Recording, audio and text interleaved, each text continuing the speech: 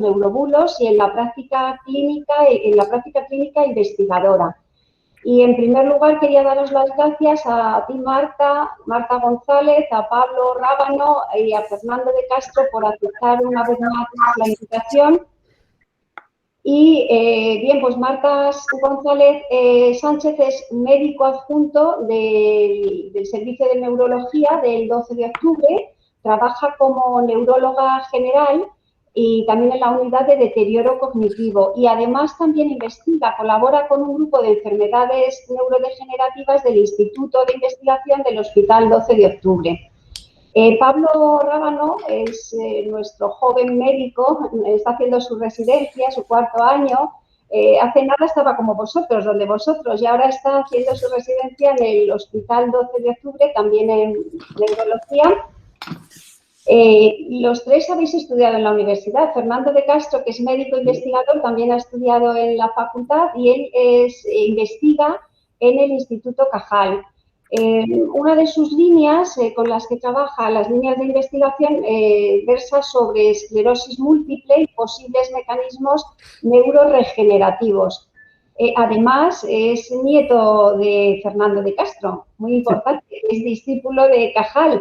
Cuando subáis al departamento veréis que hay un aula al fondo. Este año quizás la hemos utilizado menos por el tema de las medidas de seguridad, porque tiene una capacidad limitada, que es un aula que lleva el nombre de Fernando de Castro, del abuelo de Fernando, discípulo de Cajal, en honor a él.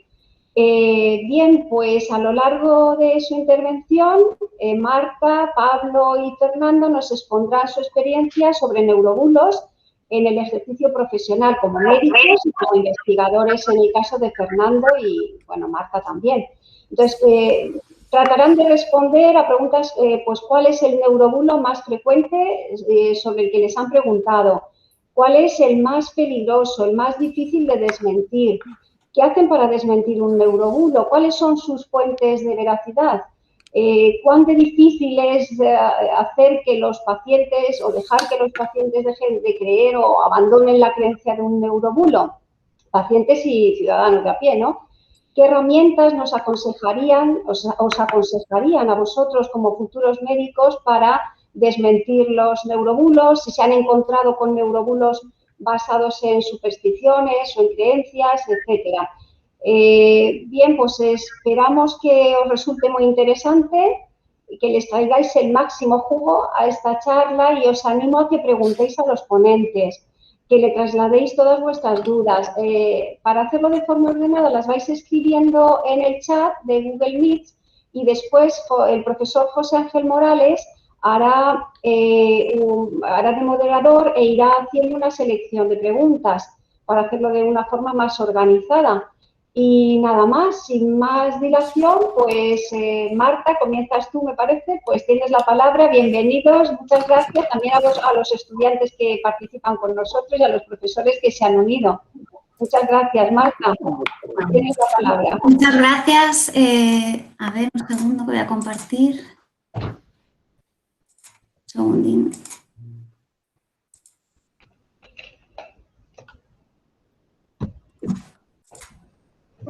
No me deja compartir la pantalla ahora, si hemos probado antes. A ver.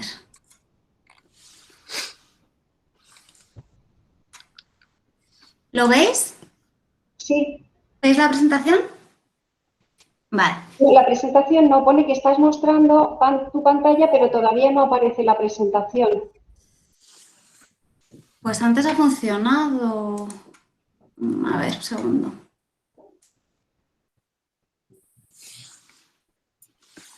No te preocupes, a nosotros en las clases también nos suele pasar, porque hay veces que las conexiones...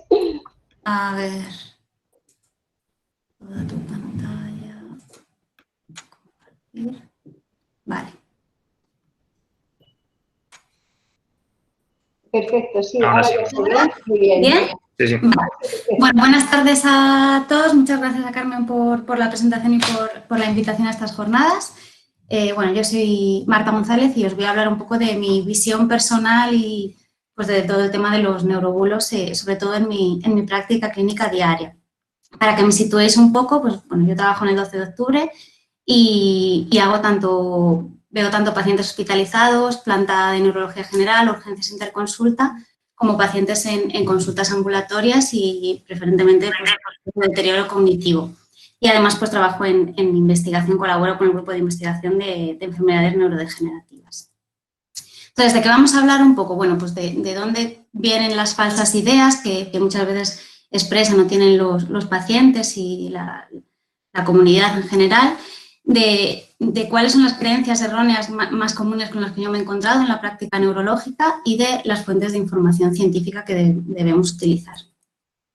Entonces, bueno, ¿de dónde vienen las ideas, noticias falsas? Bueno, pues creo que vienen de varios lugares o de varios puntos. En principio, nosotros como sociedad, bueno, tenemos unos hábitos sociales adquiridos que vamos cogiendo pues, de generación en generación, creencias populares y nuestra propia experiencia personal y la experiencia de nuestro entorno pues, nos hace integrar determinadas ideas que tenemos nosotros personalmente. Además, en la sociedad actual existe un acceso indiscriminado a la información y muchas veces a la sobreinformación, y es verdad que aquella información falsa o aquella información que no está verificada, que es más acorde con nuestras propias creencias o nuestros deseos o las ideas preconcebidas que tenemos, pues es más fácil que las integremos como verdaderas. Además, muchas veces se hacen también interpretaciones erróneas de documentos científicos, se sacan conclusiones que exceden a lo que dice el propio documento o no se tienen en cuenta la calidad de los estudios o los resultados de datos que también pueden dar lugar a ideas erróneas. Y por otro lado, creo que los profesionales de la salud también tenemos un papel importante porque muchas veces en las consultas, pues por falta de tiempo, porque tenemos muchos pacientes y vamos rápido, pues creo que damos una información incompleta y eso puede contribuir a que se creen ideas falsas o erróneas.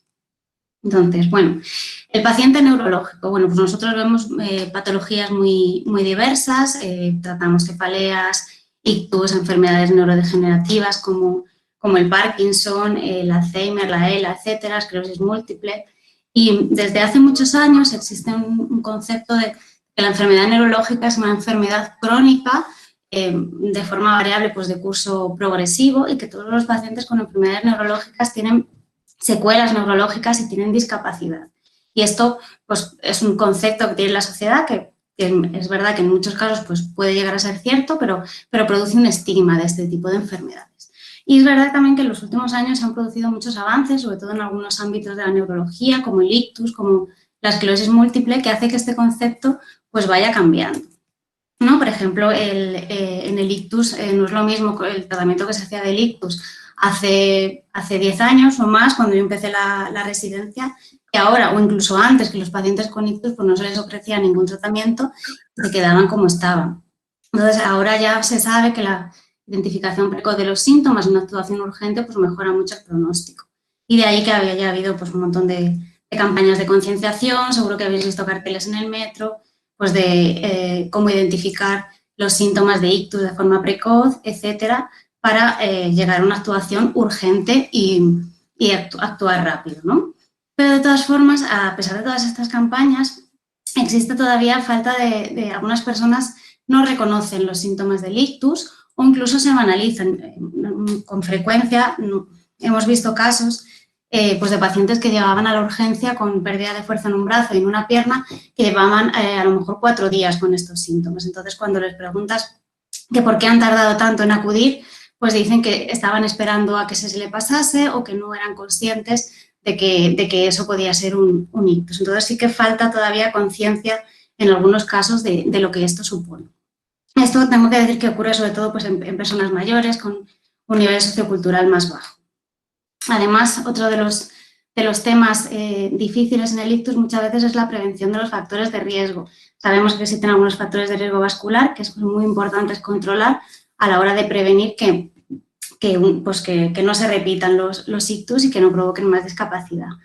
Sin embargo, dentro de los hábitos de vida saludable pues no están determinados alimentos únicos o las dietas milagros como pueden aparecer en algunos medios de comunicación. Seguro que habéis visto algunas noticias que ponen 8 alimentos que pueden ayudar a prevenir el infarto cerebral o la dieta de la mandarina. Con eso se previene el infarto cerebral. No, hay que hacer una dieta saludable, ejercicio, etcétera, pero no hay un alimento ni una dieta milagro. Además, muchas veces pues, no se les da importancia suficiente a los fármacos para el control de los factores de riesgo y sí que nos hemos encontrado casos en los que, por ejemplo, los pacientes deciden por su cuenta dejar de tomar fármacos importantes para el ictus, por ejemplo, las estatinas o el adiro, porque ellos tienen el concepto de que ya toman muchas cosas, sobre todo pacientes polimedicados como pacientes mayores, y esa es muy fuerte, esa no me la tomo. Sin embargo, la de dormir, que es el lorazepam, esa sí que me la tomo, que me viene muy bien. Sin embargo, el lorazepam pues es un tratamiento que solo se necesita, se debería tomar de forma aguda, que además tiene muchos efectos secundarios, es una causa de caídas, de fallos cognitivos, etc. Esto muchas veces es por falta de formación también. Otra enfermedad en la que se ha avanzado mucho es en la esclerosis múltiple. Yo no paso la consulta de esclerosis múltiple, pero sí que he visto pacientes ingresados, pues que ingresan por un primer brote y se les termina diagnosticando de esta enfermedad. Entonces, el concepto que se tiene de la enfermedad es un concepto bastante catastrofista. Pues viene la imagen de un paciente en silla de ruedas, con mucha dificultad en la movilidad, etc. Entonces, muchos pacientes tienen el concepto de me voy a quedar en silla de ruedas, no voy a poder trabajar, no voy a poder tener hijos. Y es verdad que es una enfermedad que no tiene tratamiento curativo, pero en los últimos años han aparecido nuevos tratamientos modificadores que disminuyen la discapacidad y que mejoran mucho la calidad de vida. Entonces, bueno, es verdad que muchas veces tenemos que desmontar esta idea que tienen los pacientes sobre la esclerosis múltiple. En relación, por ejemplo, con las cefaleas, es una causa que vemos muchísimo, es un síntoma que tratamos muchísimo nosotros los neurólogos, y una de las preguntas o de los miedos o inquietudes más frecuentes que tienen los pacientes es el miedo a tener un tumor, porque tienen familiares con tumor o porque tienen un dolor de cabeza muy grande y es lo primero que se les viene a la cabeza y esto produce mucha angustia, mucha tristeza, ansiedad, etcétera. Y bueno, muchas veces pues tenemos que desmontar también esta creencia porque la mayoría de las cefaleas son primarias, no están debidas a ningún tumor, ni hematoma, ni nada. Y además, los neurólogos tenemos unos signos de alarma que nos permiten distinguir aquellas situaciones en las que se necesiten pruebas de imagen. No obstante, tengo que decir que cuando los pacientes vienen muy angustiados y están convencidos de que tienen algo, a veces tenemos que hacerles pruebas de imagen, aunque creamos que no son necesarias, porque sí que para ellos suponen incluso una medida terapéutica, el quedarse tranquilos de que no van a tener nada.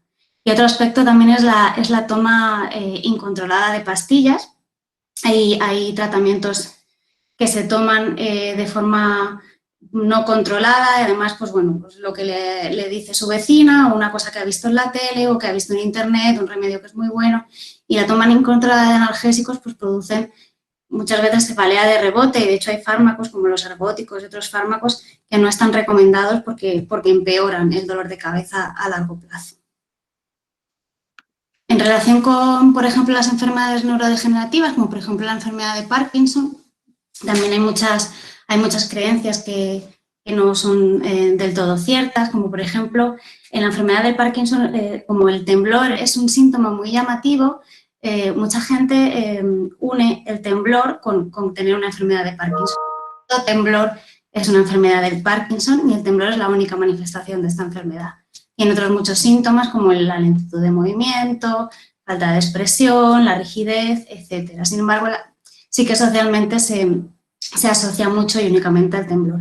Y de hecho hay muchos pacientes con enfermedad de Parkinson que no tienen temblor.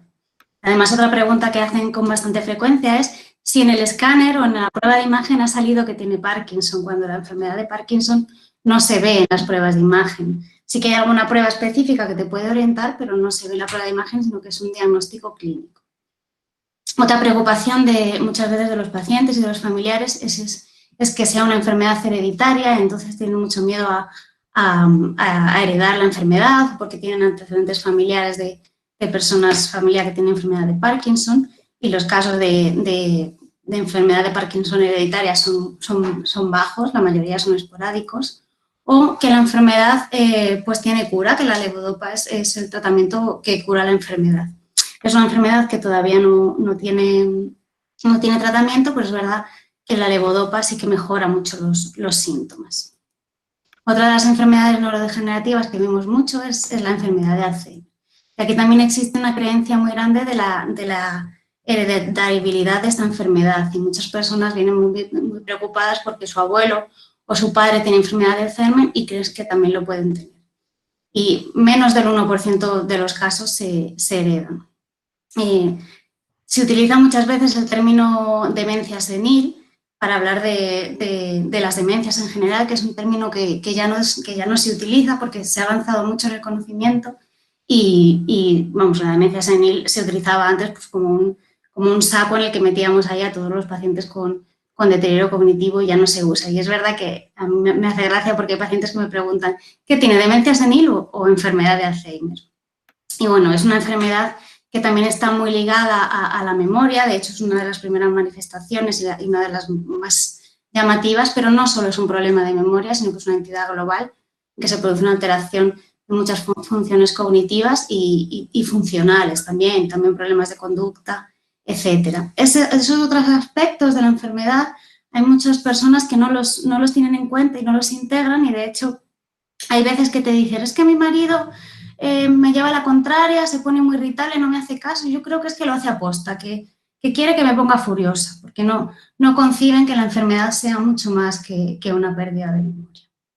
Y luego, bueno, pues en cuanto a los tratamientos, pues hay personas que no le hacen caso o no creen que no sirven de nada de la estimulación cognitiva y hay otros que tienen una fe ciega, por ejemplo, en hacer sudokus o sopas de letras y que creen que con eso el paciente pues, se va a recuperar y va a volver a ser como antes, cuando se trata de una enfermedad neurodegenerativa que todavía no tiene tratamiento curativo. Y en cuanto al tratamiento de esta enfermedad y de otras demencias, es verdad que muchas veces en los medios de comunicación aparecen títulos como el Alzheimer se puede curar o se ha descubierto un nuevo fármaco que va a retrasar el Alzheimer. De momento, esto hace crear malas expectativas a los pacientes, a los familiares que leen estos titulares porque de momento no ha habido ningún fármaco que haya probado que puede retrasar el curso de la enfermedad y esto sí que es una cosa que nos preguntan mucho en las consultas. Además, pues luego hay suplementos nutricionales, seguro que lo habéis visto en las noticias, en anuncios, etcétera, que no tienen financiación y que no están indicados tampoco para la enfermedad de Alzheimer, pero que sí que los venden como pues para quejas de memoria asociadas a la edad, etcétera, y que no tienen estudios que realmente demuestren que previenen la enfermedad de Alzheimer. Nada, os quería contar rápidamente un par de casos de dos pacientes que tuvimos en la que viví hace poquito para que veáis un poco algunas respuestas que tienen los pacientes ante la enfermedad. Esta es una mujer de 37 años que tenía estudios superiores en ciencias de la salud y, bueno, la paciente tuvo una cefalea en trueno, una cefalea muy brusca y sí que está indicado hacer una prueba de imagen y se le hizo una resonancia cerebral. Y como hallazgo incidental se le dio una lesión frontal derecha, que es la que se marca en la flecha, que no era la causa del dolor de cabeza, pero que parecía que podía ser un tumor. Entonces, bueno, la paciente ingresó en neurología, allí hablamos con ella, le explicamos los hallazgos, que teníamos que completar el estudio y que necesitaría probablemente una biopsia cerebral porque teníamos que analizar si era un tumor y qué tipo de tumor era para poder poner el tratamiento adecuado. También estuvieron los neurocirujanos hablando con la paciente y ella la primera respuesta que tuvo fue una respuesta de negación, que es una respuesta muy humana que a veces tenemos pues, ante determinadas noticias malas, ¿no? Entonces ella nos decía que esa lesión que probablemente no fuera un tumor y que lo más probable es que estuviera relacionada con su situación de estrés y de ansiedad en los últimos meses. Y nos proponía hacer tratamientos de meditaciones de relajación en domicilio. Entonces, no quería hacerse la biopsia, existían tratamientos alternativos que no podíamos ofrecerle y al final, con los días, lo bueno de estar en la planta es que tienes más tiempo para hablar con los pacientes, para explicarles las cosas, le enseñamos también la prueba de imagen para que viera la imagen. Al final se convenció y le hicimos la biopsia y se trataba de un astrocitoma grado 3 y ahora ya está pues, operada y con tratamiento. Y bueno, el segundo caso es un chico de 19 años, como antecedente su madre tenía esclerosis múltiple, bueno, ingresó por una alteración progresiva del movimiento de los ojos y una incoordinación del movimiento y se le vio que tenía una lesión inflamatoria en el tronco. Le pusimos corticoides, pero apenas mejoró, de hecho al principio empeoró, entonces se le propuso iniciar inmunoglobulinas, Es un tratamiento que está aprobado en las guías clínicas, en todas las guías clínicas, que está súper estudiado, que no tiene apenas efectos secundarios y que se demuestra que ese tipo de lesiones pues mejora mucho clínicamente. Y la verdad es que la primera respuesta que tuvimos fue una respuesta de desconfianza. La familia no había escuchado hablar de ese tratamiento, no lo había escuchado ni en su entorno familiar ni en los medios, y entonces decía que no quería que experimentáramos con su hijo. También no hubo mucha influencia en este caso de la esclerosis múltiple de la madre, porque solamente se fiaban de los tratamientos que le habían puesto a la madre, y como no conocían este tratamiento y les costaba mucho distinguir entre esclerosis múltiple y otro tipo de enfermedades, porque no todo es esclerosis múltiple en este tipo de enfermedades inflamatorias. Entonces, bueno, también tuvimos que informarles bien, hablar mucho con ellos. Al final accedieron a poner ese tratamiento y lo cierto es que el chico se quedó al final asintomático.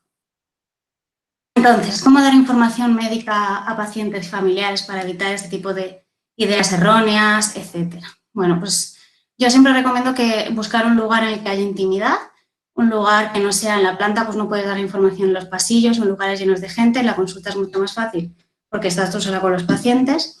Tener una actitud calmada, abierta, empática, preguntar todas las dudas e inquietudes que puedan tener los pacientes o los familiares, escuchar siempre de forma activa, intentar dar información veraz y sencilla, que sea comprensible, y dar una información de forma progresiva, poquito a poco, para que lo puedan asimilar, y si se pueden utilizar fuentes audiovisuales, como por ejemplo las imágenes del escáner, pues mejor que mejor, porque lo van a entender mejor.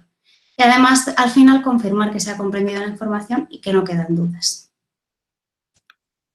Entonces, bueno, nuestro conocimiento, así muy rápido, nuestro conocimiento científico pues, se basa en esta investigación básica, el conocimiento de los mecanismos moleculares, celulares, etcétera. Luego se hacen estudios en investigación clínica en sujetos humanos y en sus enfermedades, pues estudios epidemiológicos, de causas y factores de riesgo, métodos diagnósticos, etcétera. Y se toman decisiones sobre el cuidado de la salud, en el que también intervienen por las agencias reguladoras y las políticas sanitarias.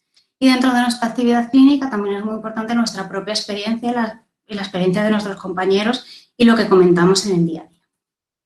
¿De dónde sacamos las fuentes de información? Bueno, fuentes de información hay muchas.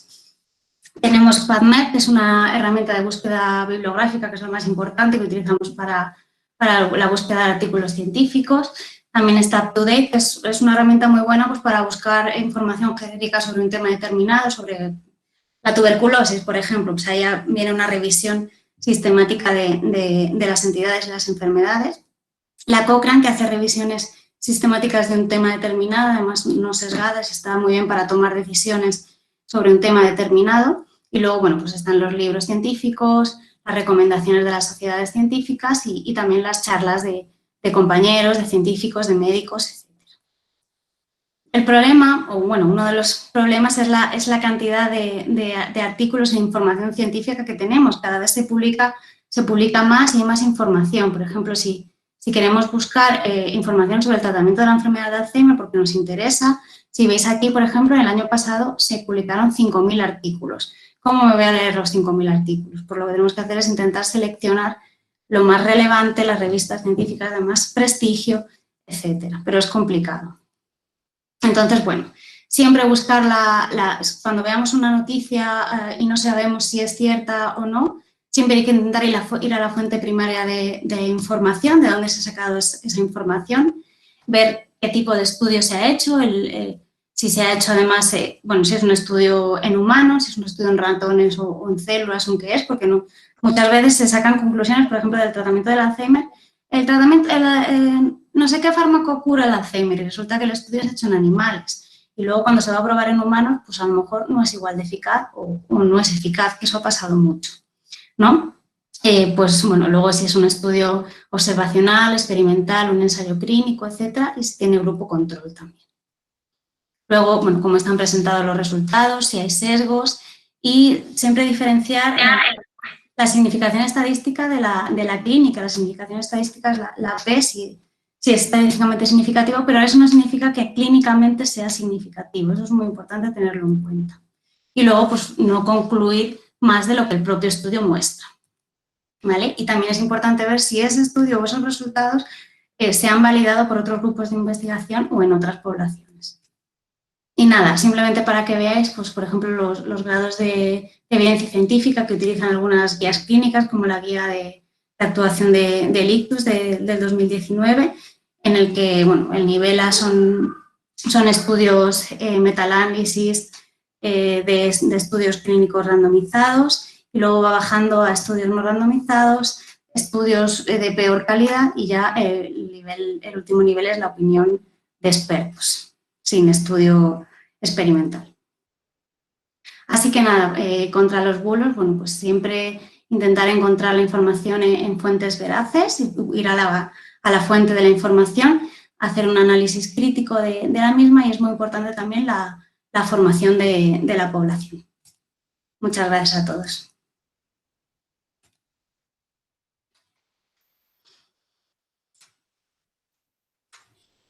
Muchas gracias, Marta. Lo malo de esto de... No, tan rápido. No, genial, muchísimas gracias. Lo malo de esto es que, claro, yo normalmente cuando organizamos charlas y demás, pues yo me pongo aquí a aplaudir y hacer un poco para que parezca un poco que sientas el calor de la gente que te está escuchando. Sí. De hecho, estamos a tope, ¿eh? Estamos con muchísima gente conectada, o sea que nos están escuchando. Entonces, bueno, muchas gracias. Si quieres, seguimos con la misma dinámica que en otras jornadas. Sigue Pablo y después Fernando, y después al final hacemos un debate. Cuando quieras, Pablo. Venga, perfecto. A ver si me deja esto bien. Se ve, ¿no? Sí. Se me ve y se me oye. Sí, perfecto, ya está. Perfecto. Muy bien. Bueno, pues nada, buenas tardes. Yo soy Pablo, soy residente de cuarto año de Neurología del 12 de octubre. Y bueno, la intención que tenía con la charla de hoy es una charla así un poco informal, ¿no? Sobre todo, pues la de al menos preveniros contra los neurobulos, la neurofobia, que encontraréis o que me he encontrado yo, por lo menos, tanto en la vida habitual como en vuestra futura práctica médica, ¿no? Y bueno, y si estas charlas también sirven pues para poner un granito de arena para que alguno de vosotros y vosotras pues acabéis haciendo la especialidad que ya veréis que es la más bonita y la más interesante de todas las de la medicina, ¿no? Es la neurología, pues también estará muy bien. Entonces, bueno, yo, intuyo que, pues sí, que en estas charlas se os va a hablar mucho pues, de los bulos que están presentes cada vez más en la era de las modas yo digo las neurocosas, ¿no? Buscando así un poco con una búsqueda rápida en Google, yo tengo un poco la teoría de que a día de hoy se puede vender casi cualquier cosa si le añades el prefijo neuro, ¿no? Por cómo está de moda. Y bueno, eso lo he hecho probando en internet combinaciones pues tan raras como el neurofútbol, ¿no? Que viendo la noticia también parecía que consiste pues en la novedosa técnica de entrenar a los jugadores, ¿no? Tenemos también el neurosexo, que cliqué el link y estuve leyendo en qué consistía y se conoce que viene a ser el sexo habitual, en el que efectivamente pues, participa el sistema nervioso, cosa que ya sabíamos, ¿no? Y luego el mundo un poco que a mí personalmente más me mosquea, que es el de los neuronegocios, ¿no? En el que, bueno, pues tenemos cosas tan variadas y probablemente tan abstractas como la neurooratoria, ¿no? El neuromarketing. Y bueno, pues mundos en el que hay que estar atentos, ¿no? Porque si nos fijamos ya con una búsqueda en Google rápida, parece que el experto en neuroriqueza que vemos a la derecha vuelve a ser este mismo señor que era el experto en neurooratoria, ¿no? Entonces eso también son cosas que nos tienen que hacer sospechar. Bueno, ¿por qué está tan de moda lo neuro todo? Porque todo es neuro, todo en la vida puede ser neuro. Pues en cierto modo sí, es lo que hemos hablado, pues el deporte es sistema nervioso, el arte es sistema nervioso, el sexo es sistema nervioso, y del sistema nervioso depende que nosotros estemos aquí hablando ahora mismo, ¿no? Entonces, si el sistema nervioso es tan central en la vida, en el funcionamiento de los seres humanos, ¿por qué luego nos encontramos, por ejemplo, en la práctica clínica y como hablaba Marta también antes, ¿no? Del estigma? ¿Por qué tenemos tan mala fama los pacientes neurológicos y los neurólogos, ¿no? ¿Por qué esta neurofobia que os encontraréis habitualmente? Pues bueno, fijaos, yo creo que que esto tiene que ver sobre todo con los mitos, las atribuciones, ¿no? Que le hacemos culturalmente a la neurología y a las enfermedades del sistema nervioso. Este que os pongo aquí es un libro precioso que escribió Susan Sontag ya hace décadas, que yo os lo recomiendo y yo creo que lo podéis disfrutar mucho si vais a ser médicos y además vais a estar viendo pacientes en el hospital en muy poco tiempo, menos del que os deis cuenta. El libro se llama La enfermedad y sus metáforas, y aunque ella después lo amplió posteriormente durante la epidemia de SIDA, en el libro inicialmente habla del cáncer y de la tuberculosis, ¿no? Y contrapone un poco los mitos atribuidos a cada una de las enfermedades, ¿no? El perfil de paciente, sobre todo, es en lo que más se centra, ¿no? En la tuberculosis, un paciente, bueno, esto es un poco de las primeras décadas del siglo XX, ¿no? Cuando la tuberculosis era más frecuente, pero se asociaba siempre con pacientes pues un poco etéreos, lánguidos, una casi mistificación de la enfermedad, ¿no? Y con todos los tabús que conllevaba. Incluso a día de hoy todavía se ven pacientes que hablan de que en la juventud tuvieron pleura, ¿no? Una palabra un poco para sustituir a la tuberculosis. Y en cambio en el cáncer pues siempre vemos las imágenes de un paciente frágil, debilitado, como con funciones o atribuciones más viscerales, ¿no? Más que está siendo a la vez pues devorado, ¿no? Por un enemigo externo. O sea, hay muchos mitos culturales en los que no somos conscientes, pero que siempre están ahí, ¿no? Y no tenéis más que ver pues el tratamiento cultural o incluso mediático de las enfermedades, pues de las enfermedades más mortales estadísticamente en la sociedad occidental en la que vivimos, ¿no? O sea, si os fijáis, toda la cultura que rodea al cáncer y a las enfermedades oncológicas es la de la lucha, ¿no? En cuanto a alguien se le diagnostica de cáncer, se le insiste en que luche, en que no se deje vencer por el cáncer. Está además rodeado siempre de un halo de imágenes tristísimas de gente sin pelo, debilitada, ¿no? Y sin embargo, pues a la otra enfermedad más mortal estadísticamente, bueno, si excluimos los ictus, que nos tocan a nosotros y los que hablaremos luego, que es la cardiopatía isquémica, se la representa siempre con que hagáis una búsqueda en Google de cardiopatía isquémica, infarto de miocardio, se la representa siempre con señores en traje, agarrándose dignamente el pecho, ¿no? Y bueno, a nadie se le ocurre cuando a tu tío o a tu cuñado le ha dado una angina de pecho o un infarto, soltarle un poco la payasada de, bueno, ahora lo importante es que seas fuerte, que te pelees con tus anginas de pecho, con tu infarto. No, nadie lucha, ¿no?, contra la cardiopatía isquémica. La gente simplemente tiene enfermedades y se diagnostica y se trata de ellas, ¿no? Yo os propongo que hagáis, si queréis, para que lo reviséis al final de la charla, que hagáis la prueba de apuntar en un papel o en el móvil o en lo que tengáis a mano. No lo pongáis en el chat, que parece ser que sois muchos y no van a regañar seguro, pero que pongáis 2 o 3 palabras que os vengan con la neurología, con las enfermedades neurológicas, ¿vale? Y luego, pues después de la charla, que lo reviséis, que lo miréis y veáis qué os parece o qué os parece con respecto a lo que hemos hablado, ¿vale? La neurología, como estaréis dándole vueltas, por supuesto que tiene sus metáforas, ¿no? Sus metáforas, sus mitos, y no sé cuál habréis elegido vosotros, pero suelen estar asociadas también, como bien decía Marta, a las siguientes ideas. Hay ideas de que la neurología son enfermedades complejas, son enfermedades un poco oscuras, misteriosas, ¿no? Son enfermedades tristes porque implican discapacidad, implican demencia, implican perder lo que uno es, ¿no? Lo que a uno le constituye, perder una movilidad y por tanto estar en una silla de ruedas, ¿no? Y todos esos estigmas están muy interiorizados.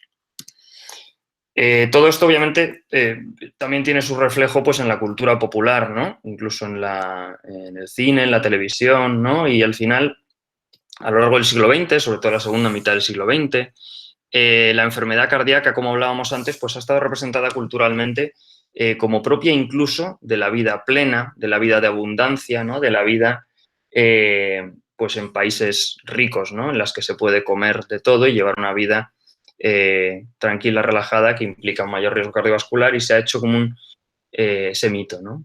Mientras que las enfermedades neurológicas, que son absolutamente frecuentes, creo, así hablando un poco de cabeza, que el ictus es la primera causa de mortalidad ahora mismo en España en las mujeres, creo. Y, desde luego, la primera de pérdida de capacidad laboral o de tiempo de vida laboral es la migraña, ¿no? Que es una enfermedad neurológica. Y a pesar de ser tan frecuentes, y están muy escasamente representadas y visibilizadas en la cultura y en lo mediático, ¿no? Muchas veces la referencia en el imaginario cultural de una enfermedad neurológica es lo de Stephen Hawking, ¿no? y no veáis luego lo difícil que es explicarle pues, a gente de 20 años que le diagnosticas de una esclerosis múltiple, que es lo que ha comentado Marta antes, que no tiene lo de Stephen Hawking y que de hecho no tiene nada en absoluto que ver con lo de Stephen Hawking, ¿no? Un poco el referente que tiene la gente.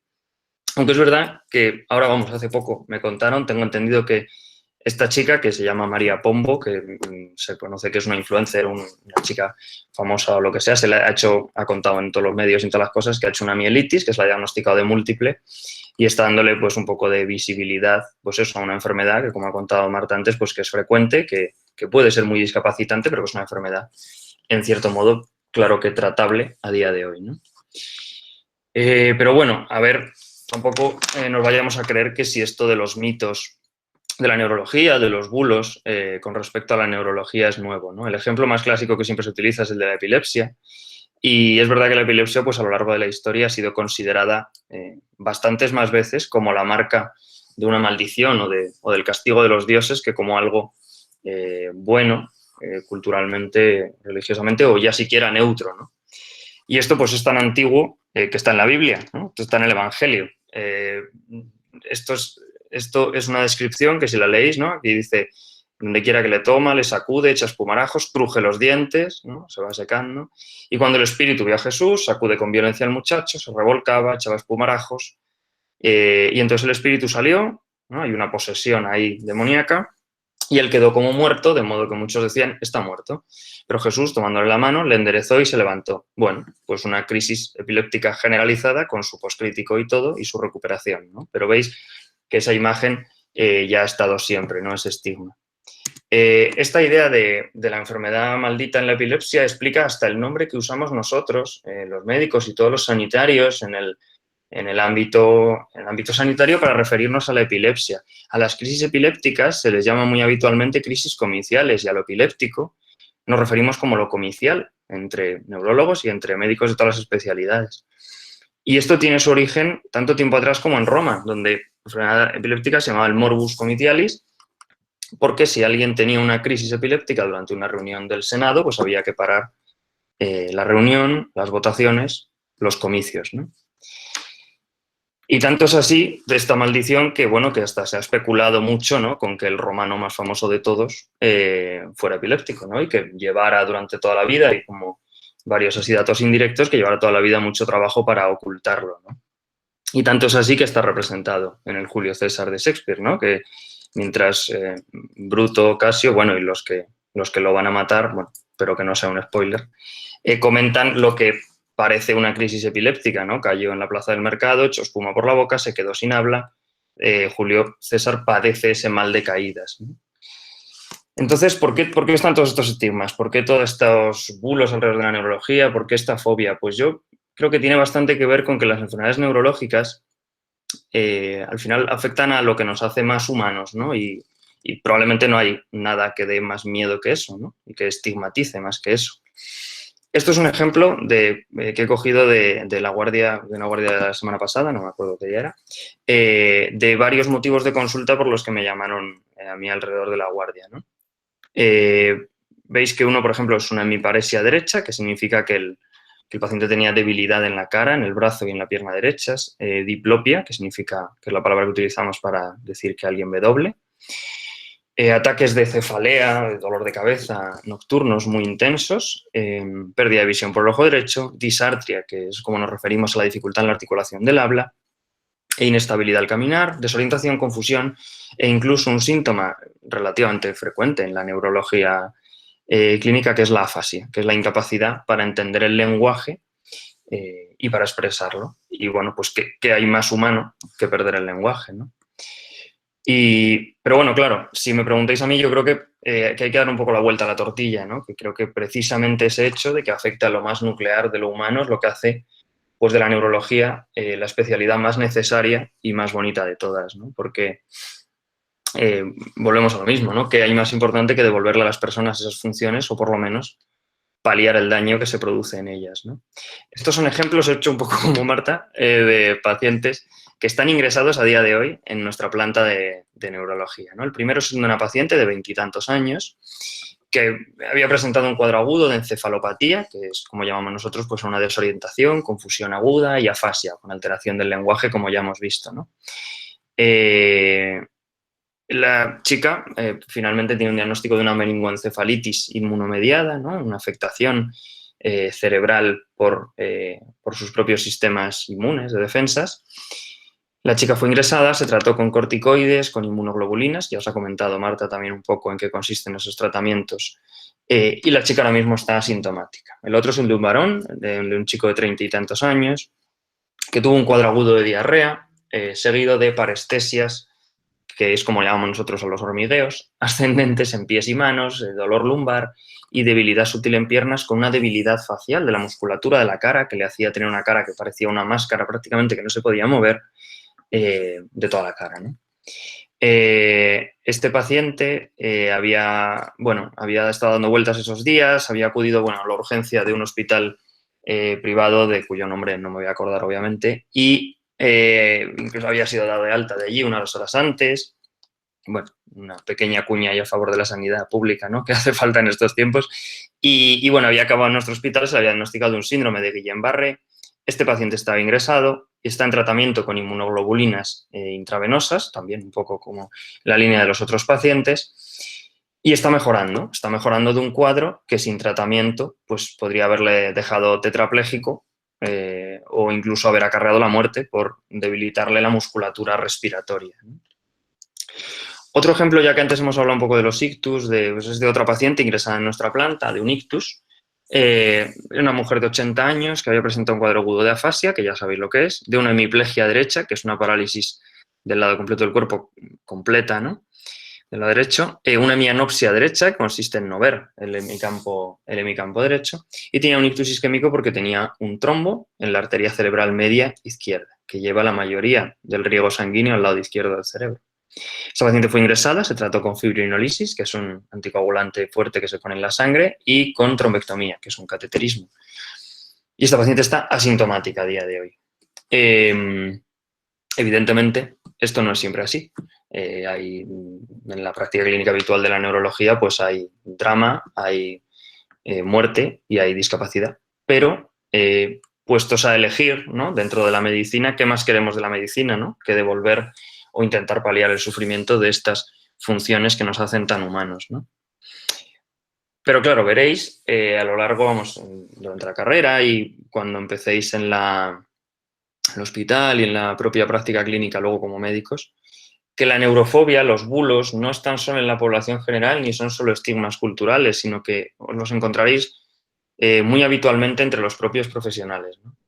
El primer concepto que quería destacar, el primer neurobulo con el que nosotros nos encontramos diariamente, yo diría que es este, que es el de, da igual lo que diagnostique el neurólogo, que no tiene tratamiento, ¿no? El neurólogo viene, da un diagnóstico muy chulo, muy complicado, hace muchas cosas, pero al final da igual lo que sea porque son enfermedades que no tienen tratamiento. En neurología, que no hay un tratamiento que efectivamente incida significativamente sobre el progreso de la enfermedad, es cierto en algunos campos, como es pues eso, la enfermedad de Alzheimer, la ELA, a día de hoy, aunque obviamente son campos que están en investigación, y eso es lo que lo hará avanzar. Pero claro, eso ya no es cierto en muchas otras enfermedades tan frecuentes como la epilepsia, como el Parkinson, como la migraña, como la esclerosis múltiple. Pero es que esto, tratar enfermedades crónicas que no podemos curar, pero sí mantener un tratamiento que atenúe o que haga desaparecer los síntomas de la enfermedad, es el pan de cada día de todas las especialidades médicas. Si cogemos la enfermedad más frecuente de cada especialidad médica, como es el EPOC, la insuficiencia cardíaca, la enfermedad renal, la cirrosis, funcionan de la misma manera, ¿no? El siguiente bulo con el que nos encontramos y con el que os encontraréis sin duda es con que la neurología es muy difícil. Bienvenidos a la medicina, claro, cada vez la medicina cada vez se va haciendo más y más compleja y más inabarcable, ¿no? Y en mi experiencia, pues después de la carrera y en estos años de trabajar y de estar formándome como neurólogo, mi impresión es que al menos el sistema nervioso es un sistema muy jerárquico, muy lógico y cuyo funcionamiento al final se basa en esquemas como este esquema que os pongo aquí de la vía piramidal, que es la vía responsable de los movimientos la principal vía responsable de los movimientos voluntarios. Y este es un esquema, el de la vía piramidal, que no ha cambiado en un par de siglos, ¿eh? O sea que, bueno, también hay un orden ahí al que aferrarse, ¿no? Y bueno, otro neurobulo frecuente es que las cosas no salen en las pruebas en neurología, ¿no? La mayoría de, también lo que os hablaba Marta un poco antes, ¿no? Del Parkinson, de dónde está la prueba del Parkinson, ¿no? Efectivamente, pues, por poner un ejemplo, ¿no? Una enfermedad neurológica que afecta a 1 de cada 10 personas a nivel mundial, que es una enfermedad estrictamente cerebral, tanto que puede hacer que tengas visiones, se te duerman partes del cuerpo, te quedes sin habla y después tengas un dolor de cabeza que no puedas ni vivir. Es decir, la migraña no se detecta en ninguna prueba de las que usamos habitualmente en la medicina clínica, ¿no? Es decir, ¿qué conlleva eso? Pues que la neurología es la especialidad más clínica que hay. En el sentido de que, pues esto, ¿no? De que todo ocurre alrededor del paciente. Y bueno, eso yo creo que es un valor, que es un poco al revés, ¿no? Que en el resto de sistemas, en el resto de órganos, casi siempre será la prueba diagnóstica la que nos dirija a una u otra enfermedad, ¿no? Pero bueno, yo siempre digo, medio en broma y medio no en broma, que la neurología será la última especialidad en la que nos pueda sustituir un robot, muy probablemente, ¿no? Así que yo creo que es algo que tenéis que tener en cuenta en vuestras perspectivas laborales. Ese valor de la clínica, como contrario al bulo tradicional que os cuento, lo ponen en valor todos los neurólogos, ¿no? Y especialmente, pues hay un artículo, este artículo precioso de un neurólogo que se llama Andrew Lees, que es un neurólogo inglés que se dedica sobre todo a trastorno del movimiento y enfermedad de Parkinson y estas cosas en Londres, que habla de esto, ¿no? Del arte de escuchar en la neurología y en la medicina en general, ¿no?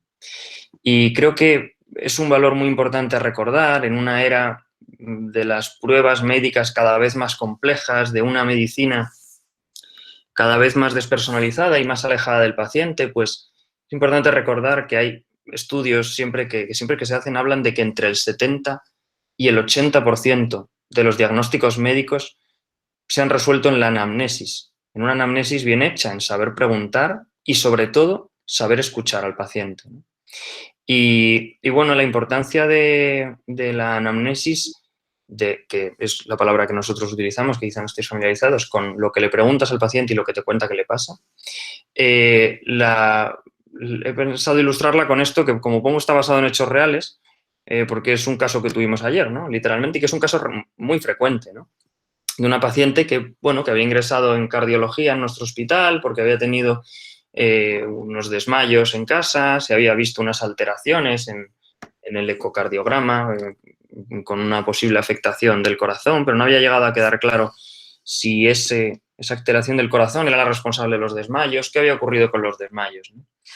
Y en ese caso fue simplemente hablar por teléfono con su marido, que es el que había presenciado los episodios, para que el marido, o sea, para darnos cuenta, ¿no? Y que el marido nos relatara lo que habían sido efectivamente unas crisis epilépticas, ¿no? Saber qué tipo de crisis epilépticas eran, saber qué fármaco antiepiléptico teníamos en función de eso, que ponerle a la paciente para que no los volviera a tener y explicar un poco todo el cuadro, ¿no? Y bueno, por último, para que veáis lo importante y lo alucinante que es esto de la medicina, pues de escuchar y de observar y de que tengáis cuidado en el resto de vuestra práctica clínica con dar de lado eso. Este llamado ensayo sobre la parálisis agitante está escrito, como pone aquí, en 1817 por un barbero farmacéutico, bueno, más o menos lo que había entonces, ¿no? Que se paraba a hablar con la gente por la calle y les preguntaba por lo que veía que les pasaba, ¿no?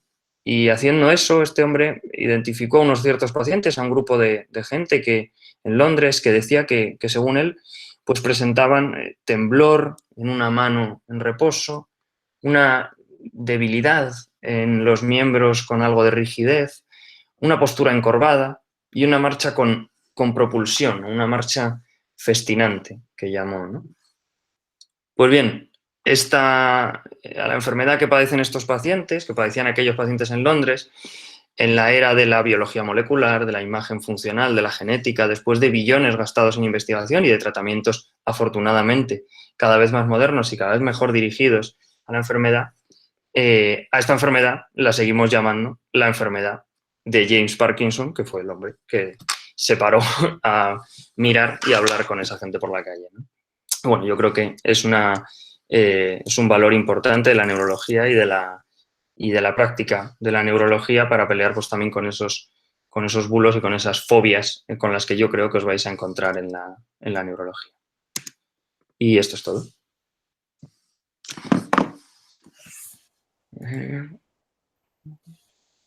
Pues muchas gracias, Pablo. Bueno, ya veis, estamos viendo que ha habido problemas para que entrara todo el mundo, así que bueno, quiero pedir disculpas por los que se han quedado un poco fuera. Y bueno, como esto es un poco prueba piloto, porque el online, estas jornadas online no las hemos hecho nunca, si esto sigue así, ya prometo que para la siguiente voy a meter aplausos enlatados o algo.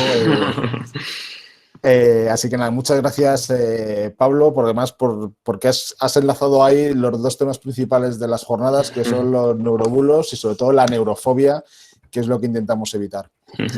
Así que, bueno, Fernando, cuando quieras. Vale, pues a ver si consigo yo ahora...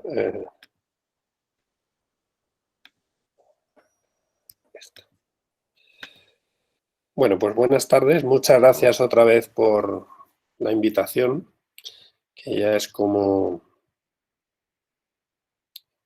Lo estáis viendo ahora aquí.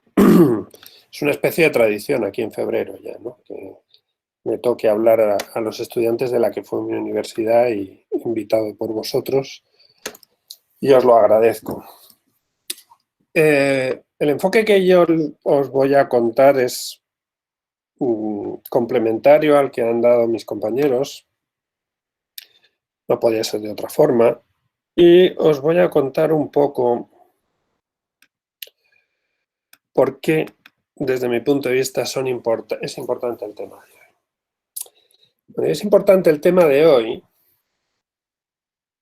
porque estamos todos los días sometidos a un montón de informaciones directamente falsas o cuando menos inexactas, a bulos, algunos de ellos neurobulos, y que sin darnos cuenta muchas veces también contribuimos a difundirlos o a reemitirlos. Y parece mentira, pero todo lo que está calando poco a poco, luego es muy difícil de secar y es muy difícil de revertir, a pesar de los muchos conocimientos que podamos tener hoy en día, las muchas fuentes de información, o como veremos después, precisamente por esas, por tener tantas. ¿Cuál es, desde mi punto de vista, el bulo más peligroso? Bueno, pues el bulo más peligroso que os vais a poder encontrar es el bulo que sea una media verdad. Es algo que el castellano viejo lo sabe de siempre y que es que cuando tenemos un dato, un fact, lo utilizamos solo en parte para que alguien consiga dar una imagen totalmente falsificada de ese dato o de esa información, o por lo menos sesgada o muy sectaria, y esas personas, por los motivos que sean, la piquen. El motivo fundamental, aparte de todo, uno con el que tenéis que jugar, son los sesgos de confirmación, y es que mucha gente, bueno, todos, lo que hacemos es creernos más la información que va a estar más de acuerdo con lo que pensemos a priori o nuestro subconsciente piense. De forma que eso es lo que hacemos cuando hablamos de los sesgos de confirmación, es que si yo soy del Real Madrid, me voy a creer cualquier información que venga diciéndome que es que al Barcelona le pitaron un penalti a favor, que me digan que no, que pobre Barcelona, que no le pitaron 4 penaltis. ¿De acuerdo? Eso es la cuestión. Y esas son las más peligrosas, porque las que no llevan ese barniz o esa apariencia de verdad o esa parte de verdad, pues son muchas veces mucho más fáciles de detectar o normalmente más fáciles de detectar. Me han sugerido que os comentase si existen bulos en la investigación del sistema nervioso.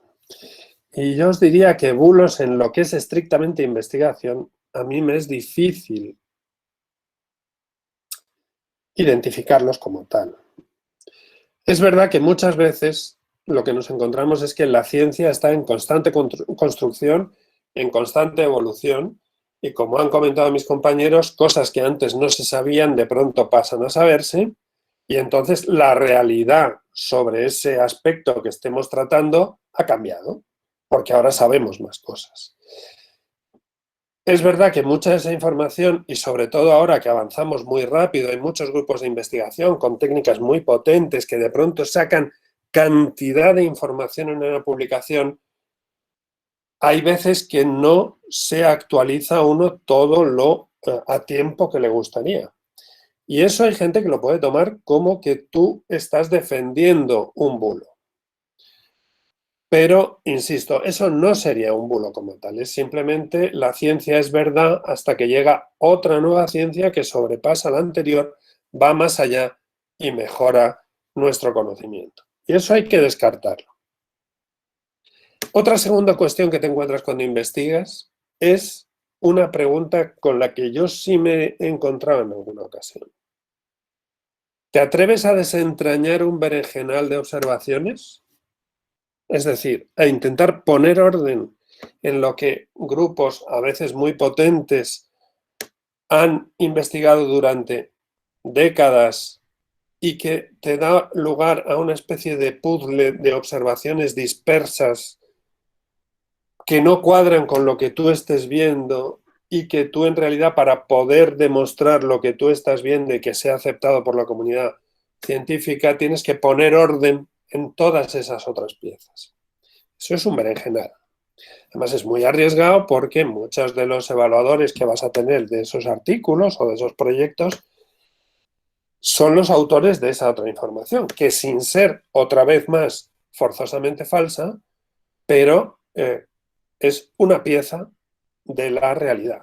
Eso puede ser, yo os puedo contar, por ejemplo, un caso que tuvimos con un factor que se había visto, una molécula que se había visto que ejercía diferentes efectos, algunos de ellos contradictorios, en diferentes tipos celulares muy relacionados con los que estábamos estudiando nosotros.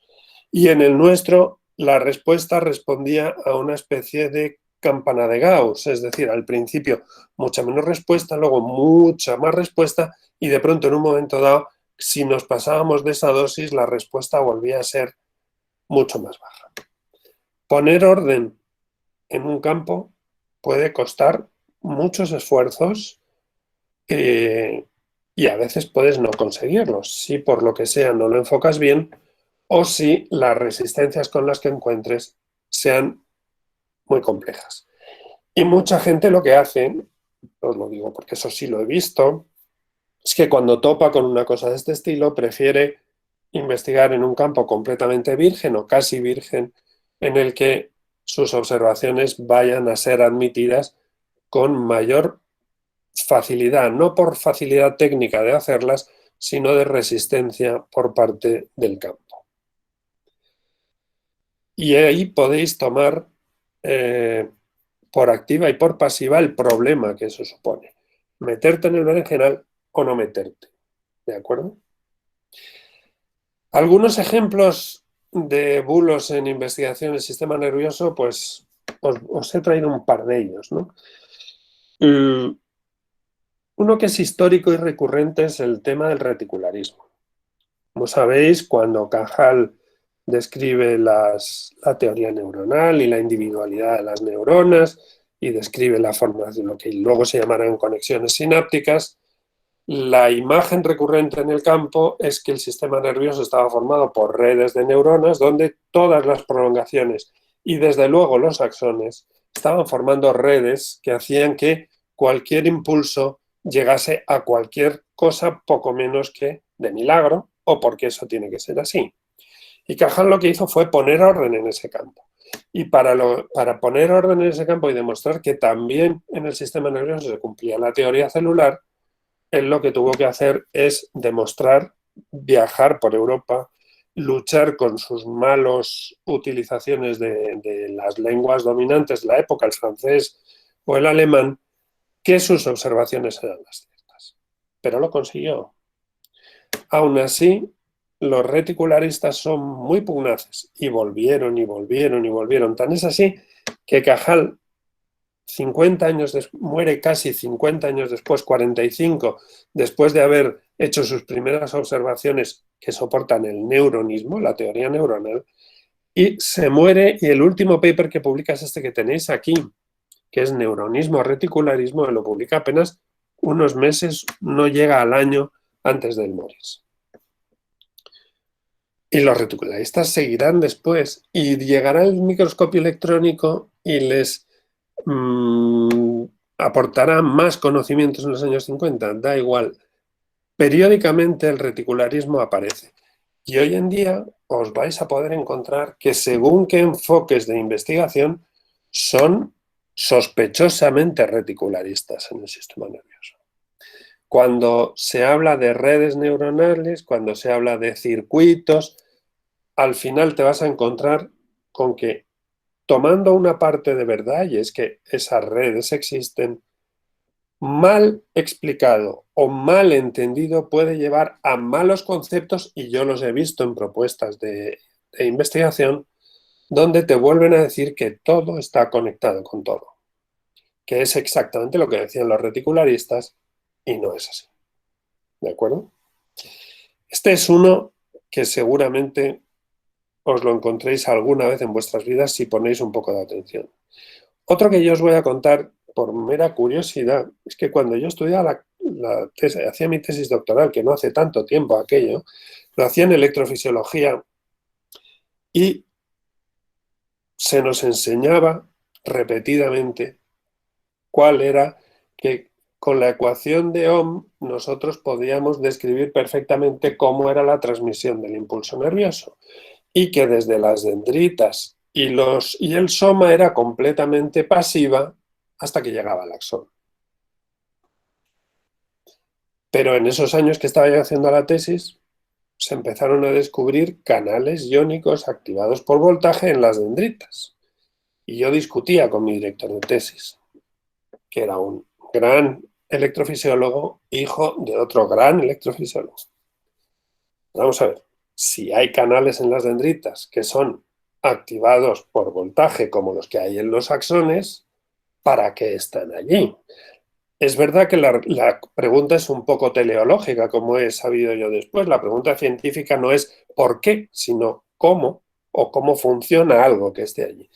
Lo cierto es que poco tiempo después, estaba yo terminando mi tesis doctoral, empezaron los modelos de transmisión del impulso nervioso en las dendritas a incorporar microdominios donde esos canales iónicos voltaje dependientes eran importantes.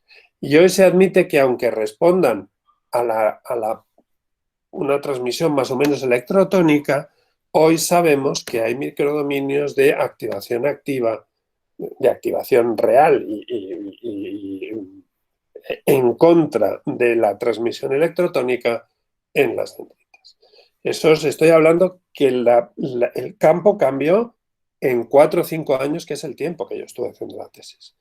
Y ahora es algo que tenemos que aceptar, aunque los libros todavía te describen clásicamente la transmisión del impulso nervioso como más o menos electrotónica desde las dendritas hasta el segmento inicial del axón. ¿Eso es un bulo? No lo sé. Es una cabezonería, es una resistencia a aceptar las cosas como puedan estar. No lo sé. Os lo dejo a vosotros que opinéis o que lo discutamos más adelante. Una pregunta que me dijo Elena que a lo mejor deberíamos tratar era si alguna vez he tenido que corregir a científicos que estuvieran dando información basada en neurobulos. Y yo os diría que, como tal, no. Es decir, bulos, ¿cómo entendemos un bulo? No. Sí, como entendemos lo anterior. Científicos que estaban interpretando y dando su visión de algo de una forma que se había quedado anticuada. E insisto, cuando la investigación es tanta, avanza tan rápido y con tal cantidad de datos como está pasando en los últimos 25 o 30 años, es relativamente frecuente quedarte anticuado en tu concepto. Entonces, en ese sentido, yo no he tenido que corregir bulos, informaciones falsas, porque tuvieran un origen falso en sí mismo, que es lo que yo entiendo por un bulo, una mentira, sino porque se hubieran quedado o no estuvieran totalmente actualizadas o no estuvieran completamente construida esa parte de conocimiento científico al máximo. ¿Y qué puede hacer un investigador, como es mi caso, para luchar contra los bulos en neurociencia? Bueno, pues te toca tener mucha paciencia, aparte de emplear todo lo que puedes del conocimiento científico. La ciencia ya requiere una dosis de paciencia per se muy importante, pero si encima tratas de luchar contra cosas que ahora veremos el porqué, hay veces que nos encontramos, pues le tienes que echar mucha paciencia. Y tal y como se están poniendo las cosas, yo os he puesto abajo el tema de los enganchones en Twitter, por ejemplo, que yo experimentaba alguno. Tal y como se están poniendo las cosas, y especialmente en países como España, os diría que hay que tener una cierta valentía, porque muchas veces cuando destapas esa falsa información o esa opinión muy sectaria, la gente, por supuesto, no es respetuosa y suele ser gente muy pugnaz. Muchas veces porque hay un interés claro de esas personas en que esa idea no se remueva o en que esa discusión no exista. Entonces, son muy agresivos y en Twitter, por ejemplo, son muy agresivos, se ríen de ti, te propagan todo lo posible lo que tú estés diciendo, que ellos te están diciendo que tú estás diciendo mal, juegan con tus palabras, modifican tus palabras y, como veremos después, una de las cuestiones que yo considero que existe hoy en día, que es la falta de criterio en general social, que es uno de los graves problemas que tenemos, eso te puede llevar a muchos disgustos. Sin embargo, creo que hay que implicarse haciendo una divulgación de calidad. Esto es algo que cuando yo estudiaba la carrera, por ejemplo, la mayoría de los científicos en España despreciaban enormemente. Consideraban que dar una charla de divulgación o escribir un artículo de divulgación era una pérdida de tiempo. Yo creo que esto ha cambiado, porque de alguna forma sí hay una percepción de que hay que transmitir a la sociedad conceptos científicos de una forma sencilla y atrayente, y que además es un arma enormemente eficaz para luchar contra los bulos que ahora estamos viendo y que ahora están preocupando. Ha sido una preocupación siempre, pero ahora, por lo que sea, eso ya no lo sé, hay una especial preocupación con los bulos. Y tampoco hay que desdeñar la presencia en medios de comunicación.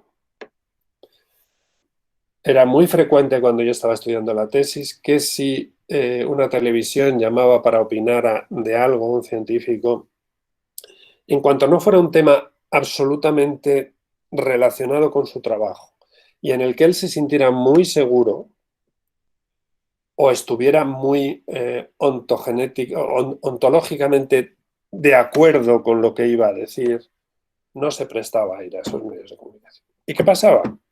Que había otra gente con menos escrúpulos y menos sentido de la transmisión del conocimiento científico que se iba. Entonces yo creo que hay que ir. Y de alguna forma ahí hay que saberse resistir, y al medio de comunicación que intenta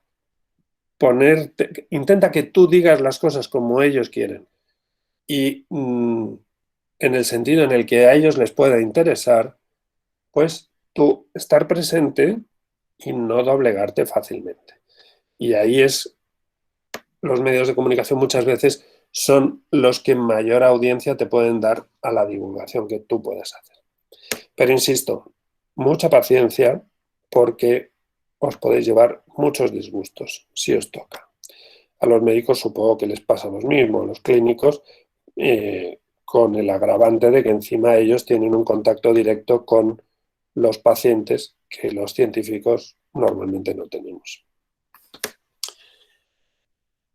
Si pensamos de dónde provienen los bulos de la neurociencia, bueno, yo diría que en la mayoría es del desconocimiento. Y ese desconocimiento sea porque no se quiere conocer el sistema nervioso o se piensa que es muy difícil, o esa neurofobia de la que estamos hablando antes, o ese problema de que todavía hay muchas cosas que nos quedan por conocer, que se está construyendo el conocimiento al respecto de ellas, y que además se están produciendo avances muy rápidos que son muy difíciles de asimilar. Entonces yo creo que la mayoría de los bulos, insisto, bulos no malintencionados o bulitos, son por mero desconocimiento. Pero hay otras veces que hay un gran interés particular. Daros cuenta que el sistema nervioso es probablemente lo más específicamente humano que exista en nuestro organismo, lo que nos da nuestra condición de humano de una forma más elaborada, más específica, y eso da lugar a que pueda haber mucho interés en demostrar que neurológicamente pues una persona es más inteligente o esto está mejor hecho o está menos hecho. Ahora estamos empezando a conocer muchas cosas, estamos viendo que eso no es verdad, que cada persona hace sus construcciones mentales y sus deducciones en todos los ámbitos, digamos, de tipo filosófico, moral, político, de una forma que no es tan fácilmente extrapolable como se pensaba antes. Si a fulanito se le enciende esta zona del cerebro es que es de izquierdas, si a fulanito es que es de derechas. Y ahora estamos viendo que no. Pero es verdad que hay muchas veces que se intenta mantener o manejar con unos intereses evidentes y hay que luchar con ello. En algunas preguntas tan generales como ¿qué es lo que me hace a mí si la naturaleza o la vida, la experiencia, nature versus nurture, que es un dilema clásico en ciencia para los anglosajones, pues esto que daría lugar a mucha discusión y que yo tengo una respuesta bastante clara después de un tiempo, aunque seguramente equivocada, pero bastante clara, pues esto da lugar a muchas interpretaciones. Y hay mucha gente que va a luchar porque eso no sea así. Hay anécdotas increíbles, ¿no? Por ejemplo, no sé si conocéis el Instituto del Cerebro de Moscú. Se construyó cuando murió Lenin y el objetivo de ese instituto, todo un instituto de investigación, era estudiar el cerebro de Lenin y demostrar, y lo ponía así en el Lenin, demostrar que Lenin había sido una inteligencia superior. Eso evidentemente en sí mismo no es ni bulo, es simplemente una tergiversación de cómo es el método científico. Tú estudiando el cerebro de Lenin o el de cualquiera, el de una lagartija, el de un pájaro, en lo que tú quieras, vas a tener una serie de observaciones de las cuales tú podrás hacer una serie de deducciones y a lo mejor esa deducción te lleva a pensar que Lenin era un hombre especialmente inteligente. Pero de entrada, demostrar que ese cerebro era de una persona especialmente inteligente, lo cual suponía que la ciencia tenía que avalar todo lo que él había dicho, porque al ser una persona especialmente inteligente, pues llevaría más razón que otras, pues la trampa iba dentro. E insisto, eso ha sido un instituto de investigación que durante décadas ha trabajado única y exclusivamente con ese objetivo, lo cual es una forma obligatoria de crear bulos. Y disculpad que pase así, pero es que si pongo la pantalla completa es un problema. Cuando me han dicho, comenta alguno de los bulos más habituales que te hayas podido encontrar. Os he traído 3 que me han llamado especialmente la atención. Uno que oiréis muy repetidas veces es que solo utilizamos el 10% de nuestro cerebro, de nuestra capacidad cerebral. Y eso es absolutamente mentira. Hay variantes de estas, ¿no? Como que, bueno, pues es que a lo mejor cuando estás durmiendo, pues no utilizas nada más que el 5%, el 10%. Todas las células del cerebro están funcionando constantemente durante toda nuestra vida.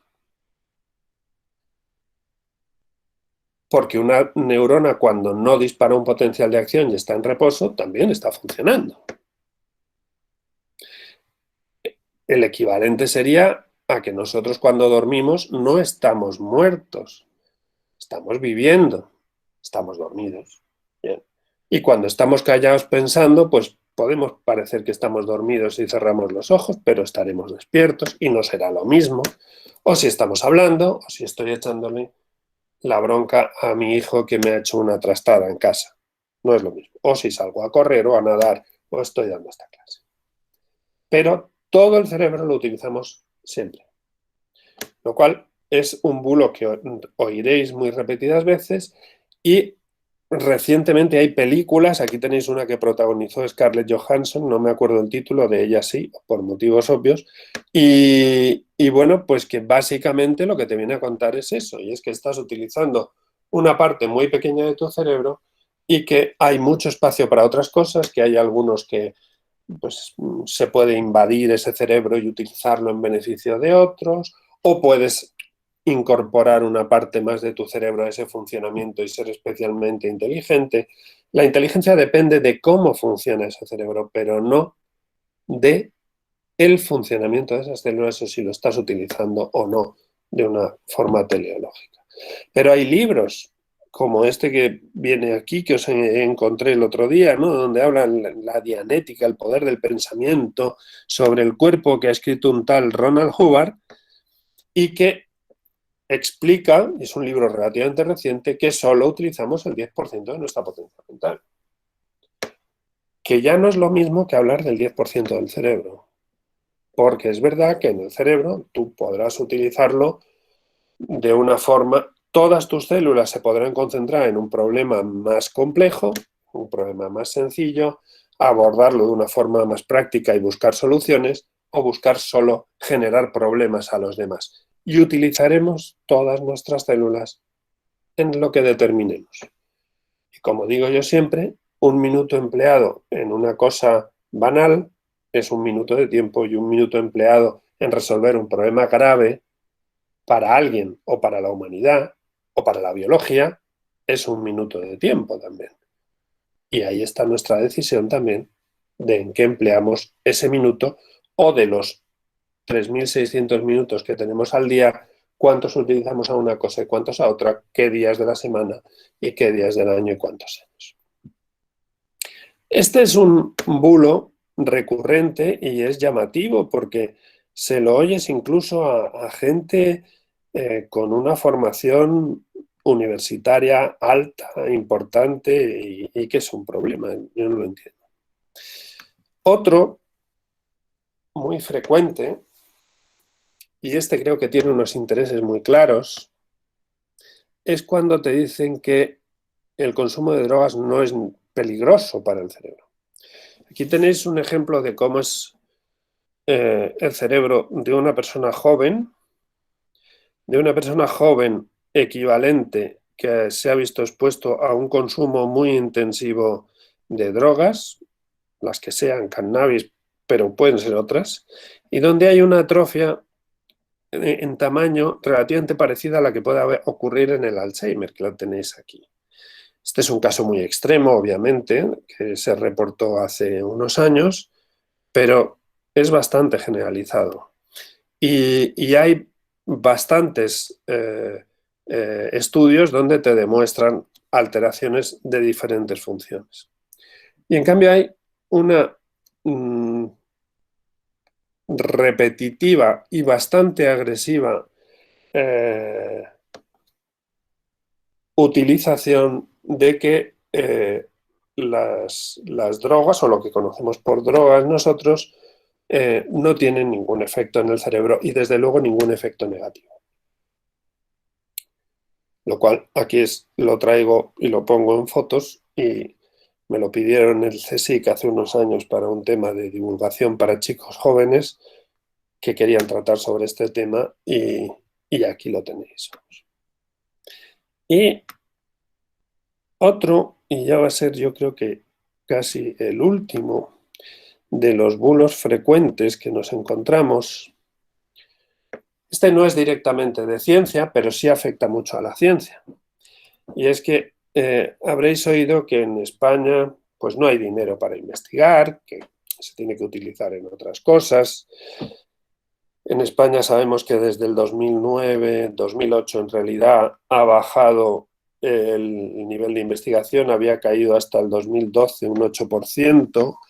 Se supone que incluso con las no ejecuciones de proyectos estamos hablando de hasta, puede rondar en determinados programas más del 30% de disminución desde el máximo histórico, mientras que en países como la Unión Europea en general, Alemania, Francia, y ya no hablemos de Corea del Sur, de Israel, etcétera, ha aumentado el dinero que se invierte en investigación incluso en plena crisis.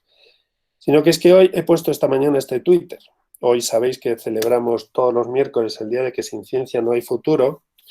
Y básicamente lo que he puesto es que la alcaldía de Barcelona ayer había evaluado en los daños producidos por todos los vandalismos de estos días en las calles 10 veces más que el gobierno español ha dedicado a la investigación en la vacuna del CSIC, que es mi institución, para el COVID en un año entero.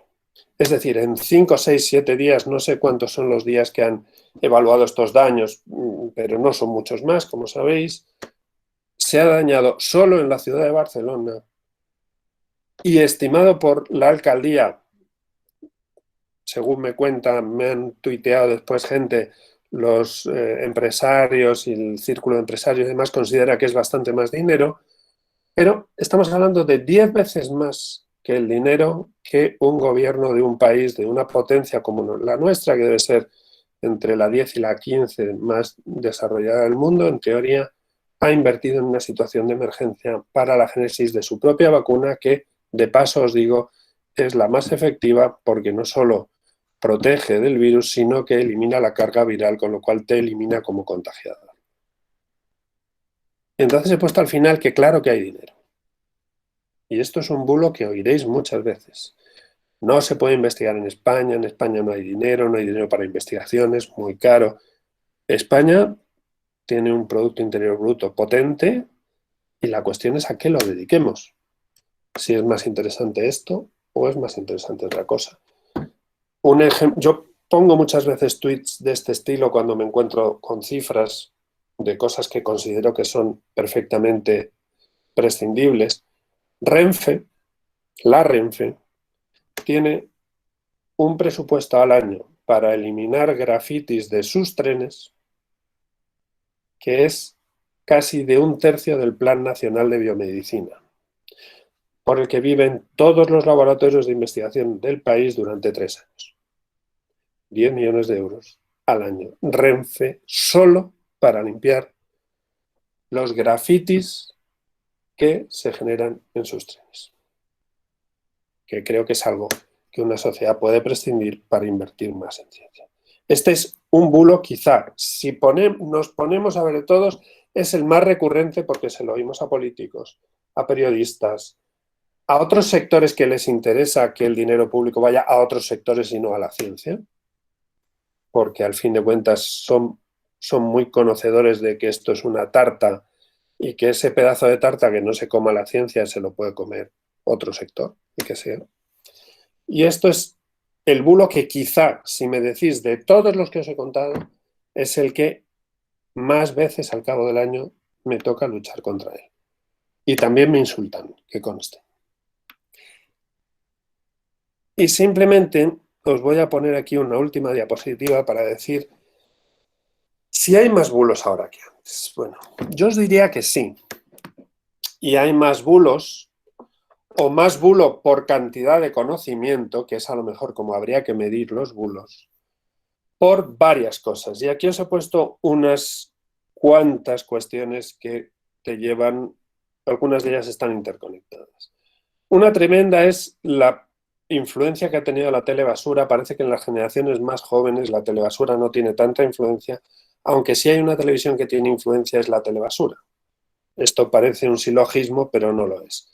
Entonces, la telebasura ha sido deletérea, porque sobre todo lo que ha hecho ha sido lograr que identifiquemos las fuentes de mala forma. Hoy en día muchas veces se distingue a alguien porque sea famoso o famosillo, aunque no sepamos por qué es. Y esa opinión de ese famoso o famosillo ya no es como era antes porque jugase bien al fútbol o porque fuera un buen actor o un buen pintor, incluso a lo mejor un buen científico, porque hubiera escrito un libro que había gustado mucho a los expertos y a los no expertos, sino simplemente porque sale en la televisión, en esos programas de telebasura. Entonces, esos dos ejes se retroalimentan. Hay también, sobre todo en países como España, pero en general en el mundo entero, una obsesión por la inmediatez. Yo lo discuto con amigos periodistas que ocupan cargos importantes en los informativos de algunos de los medios que pongo aquí arriba, y ellos están obsesionados con llegar antes. Incluso hay veces que dan una noticia mal, y me ha pasado con una noticia que me han venido a entrevistar a mí y les he dicho, no es como la estás planteando, esto es un programa nacional, esto no es un programa solo de un hospital, etc. Y por hacerlo antes les ha dado igual. Estaba escrita así y así la han dado, esa noticia. Y esa obsesión por la inmediatez obliga a malos análisis. Yo recuerdo cuando se estrellaron los aviones en las Torres Gemelas, que durante bastante tiempo Televisión Española estuvo repitiendo que al menos había 2 muertos en esos atentados. Cuando quien ha ido en un avión y ha visto cómo se ha estrellado ese avión en un rascacielos, ya ha estallado y sabe que en un avión hay unas 200 personas, dices, de los que van ahí difícilmente van a haber sobrevivido. ¿Y por qué se daba eso después? Pues porque había 2 personas que habían dicho, ahí va mi marido, ahí va mi mujer, en ese avión. Entonces se daba por hecho que esas 2 personas habían muerto y entonces ya está. Y con tal de llenar el hueco, estuvieron durante bastante tiempo, y se puede ir a las grabaciones de televisión,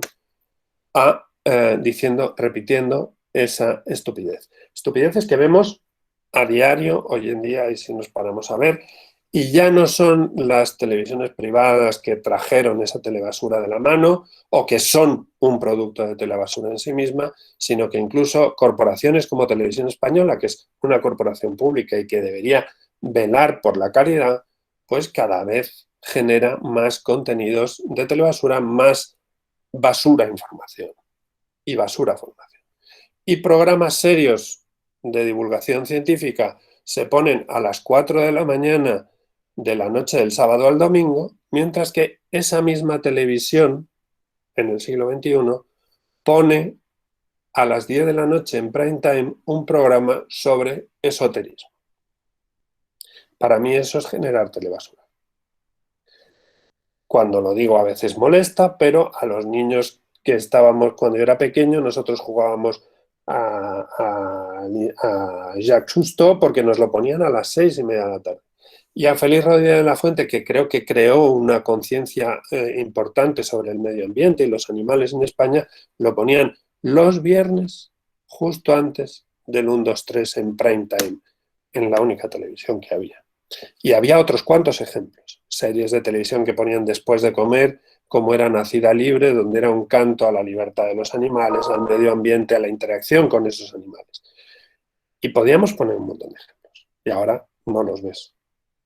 A mí me cuesta encontrar programación adecuada para mis hijos que sea atractiva para ellos, que esa es otra cosa. Y entonces es muy importante que sepáis identificar las fuentes, porque estupidizar la sociedad no es nada más que generarte o dificultarte a que creéis criterio acerca de qué es lo que es bueno y qué es lo que es malo. Yo hace unos años con un alumno en una universidad que me invitaban a dar un máster, me dijo que había visto una noticia, vamos, que todos los enfermos de SIDA tenían una degeneración, una demencia, estaban demenciados. Le dije, pero bueno, ¿dónde has visto esto? Lo he visto en el Journal of Neuroscience, que es una revista científica muy reputada, es el órgano de la Sociedad Científica Norteamericana, que es, como decir, la mundial de neurociencias. Y le dije, a ver, ¿dónde está? Mira, aquí está. Y me sacó un link de una página web que ponía bla, bla, bla, bla, bla, bla, bla, bla, bla, Neuroscience. Pero eso no era el Journal of Neuroscience. Y se lo dije. Entonces vino la coordinadora de área y me llamó, me reconvino porque me dijo que yo había humillado al alumno en público, porque le había dicho que lo que él me había dicho no era correcto. Entonces yo le dije, mira, no creo que lo haya humillado, el sentimiento de humillación es absolutamente personal, uno se puede sentir humillado porque pasa un pájaro por delante y sentirte que el pájaro te ha humillado y otro en cambio a lo mejor no nos pasa nada, pero creo simplemente que mi obligación era buscar las fuentes, enseñarles a buscar las fuentes correctas, y si este chico ha buscado un blog de alguien que escribe por allí donde pone la palabra neuroscience, pues estamos perdidos. Eso está pasando hoy en día con el phishing de las revistas científicas, donde cada día recibimos 30 o 40 invitaciones a escribir artículos en revistas que van a publicar muy rápido, tal, lo que les mandemos, lo único que les interesa es que paguemos. Son revistas que no tienen prestigio, que su comité editorial no lo conocemos nadie, que se han creado nuevas, que tienen nombres muy rimbombantes, que a veces pueden colar. ¿Y qué es lo que llamamos, pues, predator? Revistas depredadoras que están creando mala ciencia, pero que a la vez están utilizando científicos que publican en esas revistas para pasar sus evaluaciones, progresar en sus carreras en la universidad o en los centros de investigación. Si cogéis la prensa ahora mismo, veréis que hay un caso del científico español que ha tenido que retirar más publicaciones científicas, que es un profesor de odontología de una universidad del Levante español, y hasta revistas, tienen muchísimas publicaciones y las que tienen revistas serias son las que le están tirando la propia revista. Y es un problema. Es un problema porque en ese caso las autoridades académicas, el ministerio, no ha sabido identificar esas fuentes e identificar lo que se puede estar produciendo que no sea completamente bueno o que no esté completamente bien hecho, para ser exactos, porque la utilidad de la investigación viene después. Y todo eso es algo que tenéis que preveniros y tenéis que buscar las fuentes lo más fidedignas posibles. Y eso es algo que os pediría, os sugeriría, pero también os pediría que hicierais como ciudadanos en el futuro. Y bueno, simplemente ya dejaros de dar el rollo. Con esto discutimos lo que queráis, comentaros dónde estamos, la investigación, los que ponen el dinero de la investigación, que tampoco es que pongan mucho, pero ponen el dinero suficiente para que trabajemos, la gente que trabaja conmigo ahora mismo, con sus nombres, la gente con la que colaboramos, y muchas gracias por vuestra invitación.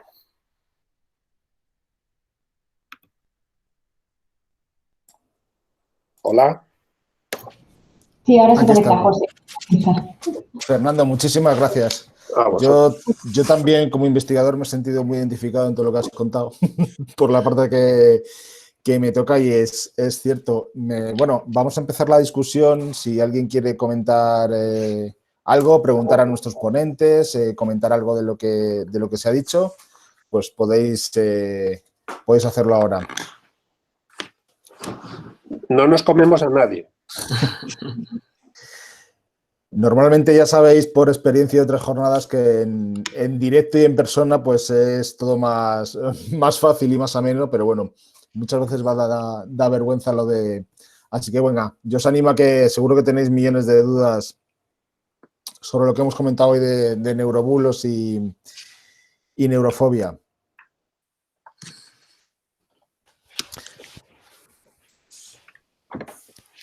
Mientras tanto, hay una cosa que has dicho antes, Fernando, que sí que es un mensaje que sí que me gustaría dejar a los alumnos, que es eso de, mira, Álvaro tiene una pregunta. Álvaro, conéctate si quieres y puedes preguntar directamente. Hay una cosa, al hilo de lo que ha dicho Fernando, que sí que me gustaría que dejara a los alumnos, que es una frase que dice algo así como que cuando la ciencia no está, otras disciplinas ocupan su lugar. Entonces, bueno, de ahí la importancia, como dices, de buscar siempre las fuentes fidedignas y combatir un poco el tema de los neurobulos. Álvaro, ¿qué nos cuentas? Buenas, quería preguntar acerca de si realmente desmintiendo los neurobulos están ustedes fomentando que se tenga una sociedad pues más culta o más informada o simplemente como alejando a la gente de querer participar en esa ciencia o de saber o de conocer más, ya que lo ve como una cosa muy difícil y realmente ve más factible o más fácil de entender lo que se dicen pues las telebasuras y otros eh, medios de comunicación pues no tan fidedignos.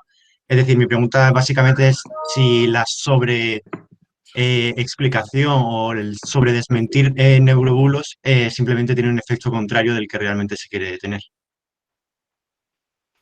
¿Esa me la diriges a mí o a todos o En general. en general? Bueno, yo no creo que cuando se combate un bulo se esté echando a nadie de allí. No creo tampoco que dedicarte a la ciencia sea una actividad más complicada que otra.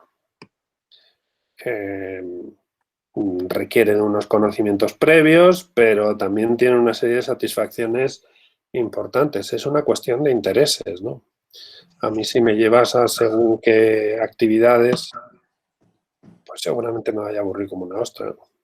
Y en cambio en otras voy a disfrutar mucho. Y eso tampoco tiene que ver muchas veces con tu nivel de conocimiento. Pero es verdad que hay que intentar hacer una exposición lo más amena posible, lo más provocadora posible, si se quiere, para que la gente pueda pensar. Y yo creo que es nuestra obligación. No creo que rindiendo el campo hiciéramos nada positivo. Sí, yo pienso un poco como Fernando, en realidad es nuestra obligación el fomentar la información veraz y de forma sencilla, pero tiene que ser algo veraz. Y de hecho, desde el punto de vista médico, es que hay informaciones que pueden ser peligrosas, entonces nosotros tampoco podemos aceptar eso como médicos. Sí, sobre todo lo contrario, No ¿no? nos echan encima o no. Eso. Sí, y sobre todo que lo contrario, el peligro, es lo contrario, ¿no? Es la relativización absoluta de la opinión de, pues de cualquier campo, ¿no? De alguien que no tiene ese conocimiento, que no puede transmitirlo, ¿no? Hay una cosa que ha dicho Álvaro que a mí me ha parecido muy interesante y es que tenemos exceso de información hoy en día. Sí. Tenemos muchísimos medios, muchísimos canales y sí que es cierto que hay un sobreexceso de información. De ahí igual la dificultad muchas veces de separar el grano de la paja. José Antonio Reynoso, si quieres puedes conectarte y preguntar tú directamente.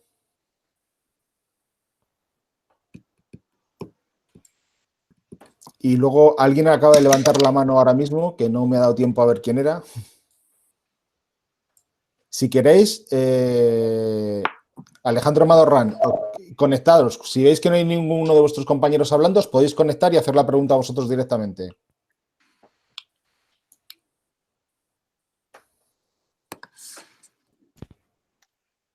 Hola, soy Alejandro.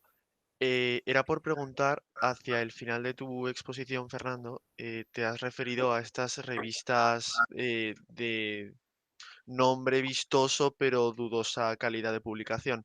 ¿Cuáles son señales que podemos utilizar para detectar este tipo de publicaciones que, aunque parezcan veraces, no lo son? Bueno, la mayoría de ellas hasta ahora te empiezan diciendo hola, buenos días, ¿qué tal estás? Greetings, no sé qué.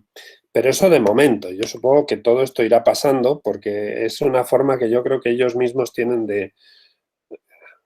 Es un lenguaje no escrito, o sea, un lenguaje no escrito. No te están diciendo nada, oye, yo soy una revista Predator, pero es la forma que tú hasta ahora tienes de reconocerlas. Pero básicamente lo que tienes que hacer es, yo te recomendaría irte a mirar primero si es una revista que tiene índice de impacto contrastado, y Thomson Reuters publica todos los años las revistas que tiene indexadas y cuál es el índice de impacto, que es la medida discutida, pero bueno, a fin de cuentas un índice con unos cálculos más o menos objetivos de cuál es la importancia relativa de esas revistas dentro de su campo. Entonces, lo primero que te diría es que vayas a ver si tiene índice de impacto.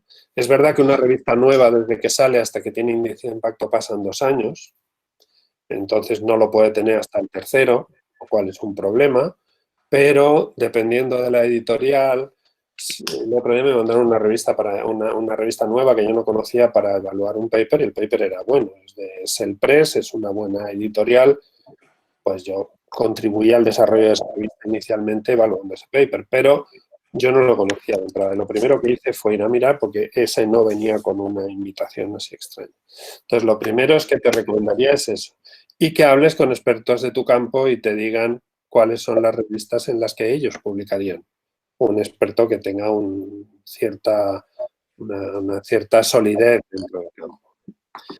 Yo conocía una discusión muy interesante sobre índices de impacto. Una de las personas que mejor ciencia ha hecho en las últimas décadas en España contestó a otro que era muy favorable al índice de impacto y le dijo: mire usted, yo es que publico en las revistas donde me leen los que me tienen que leer. Y es verdad que si tú publicas algo sobre células gliales, pues a lo mejor no lo vas a colocar en Nature o en Science fácilmente, pero si lo publicas en Glia, que es una revista para gliólogos muy reputada, pues adelante. Y eso te pasará pues con revistas de neurología, te pasará con revistas de casi todos los campos, ¿no? Entonces, lo primero es ver que tengan un índice de impacto y a partir de ahí hablamos. Y luego descuida de los que te están hablando ya de cuánto te van a cobrar y qué poquito, y que te hacen un descuento desde el primer momento, desde que lo estás leyendo, y que te digan que el paper lo puedes tener publicado en 15 días, porque normalmente uno no puede ser así. No, te lleva más tiempo publicar un paper.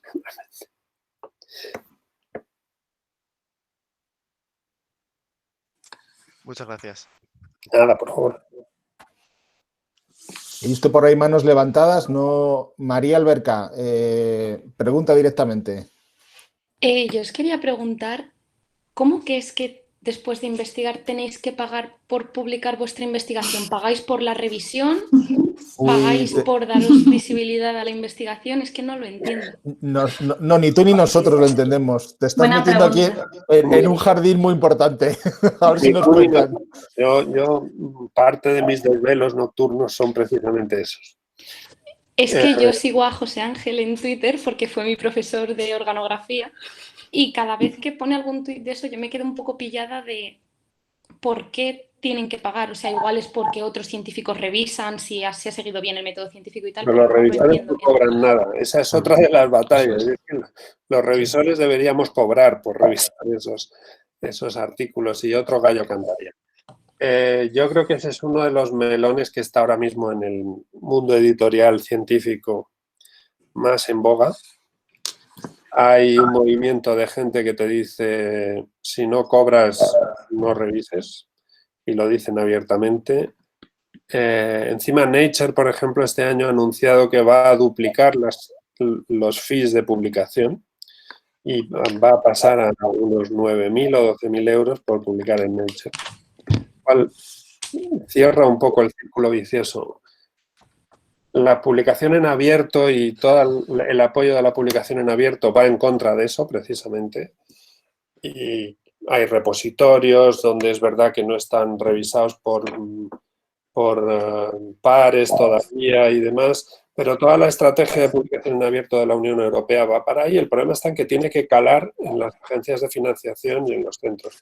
En mi centro hay una persona que está ahora mismo y lleva ya años en agencias en las agencias nacionales, en la Agencia Española de Investigación, y es muy contraria a los sistemas de publicación en abierto, y dice que un paper colocado ahí no es que esté, como decías antes, submite, enviado a otra revista y encima tú puedas verlo, que es lo que se hace, sino que considera que es muy negativo. Entonces, Eso te da una idea de que la propia estrategia que implementa la llamada estrategia de San Francisco, el convenio de San Francisco de publicación en abierto, hay mucha gente del propio campo que es muy reticente. Es un gran melón ese. Sí, y además, bueno, es que las cantidades de dinero que te piden por cada artículo en realidad es una fuente de desigualdad científica, porque los grupos pequeños pueden tener investigaciones muy poderosas, pero si no tienen la capacidad para pagar eso, es que es una fuente de desigualdad. No, absolutamente. Yo en el último proyecto hemos publicado 20 y tantos papers, de los cuales yo he sido PI de a lo mejor más o menos la mitad de ellos, grosso modo, te estoy hablando de cálculos. Si le ponemos a una media de 2.500 euros de publicación, no de llegar hasta allí, pues estás hablando que nos hubieran costado del orden de 40 a 50.000 euros y el proyecto que teníamos era de 100.000.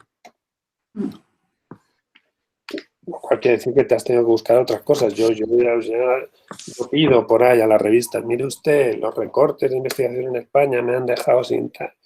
Entonces te reducen a la mitad el fee, te dejan publicar gratis a veces, pero es un problema muy grave.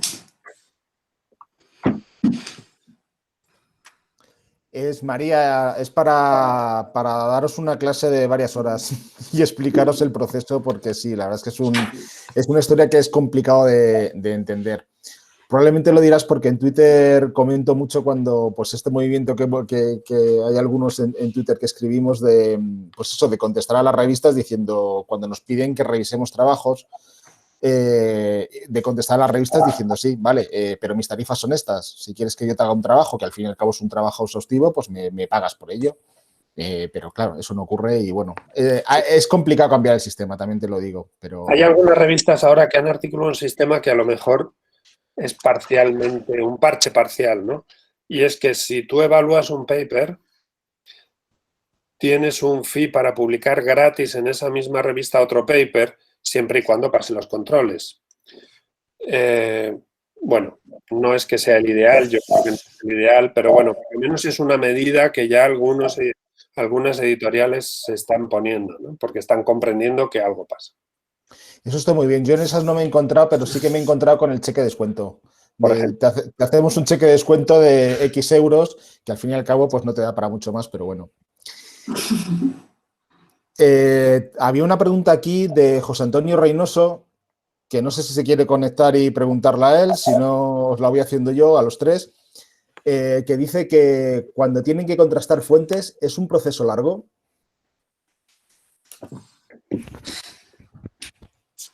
Corto no es. Depende de lo que tengas que contrastar, pero como la información aparezca por muchas partes, es complicado.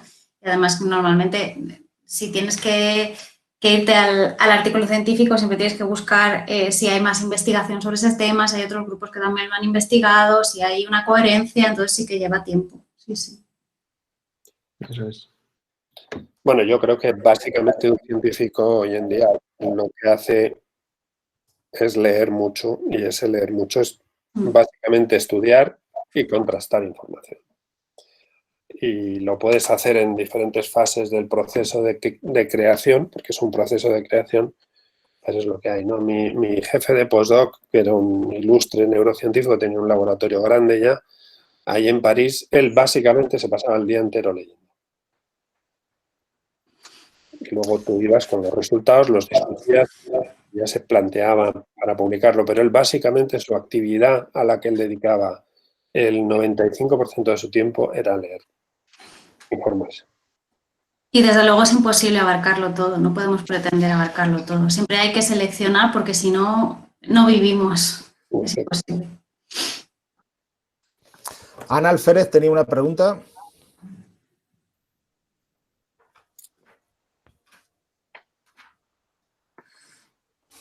Ana, si quieres, abre el micro y puedes preguntar.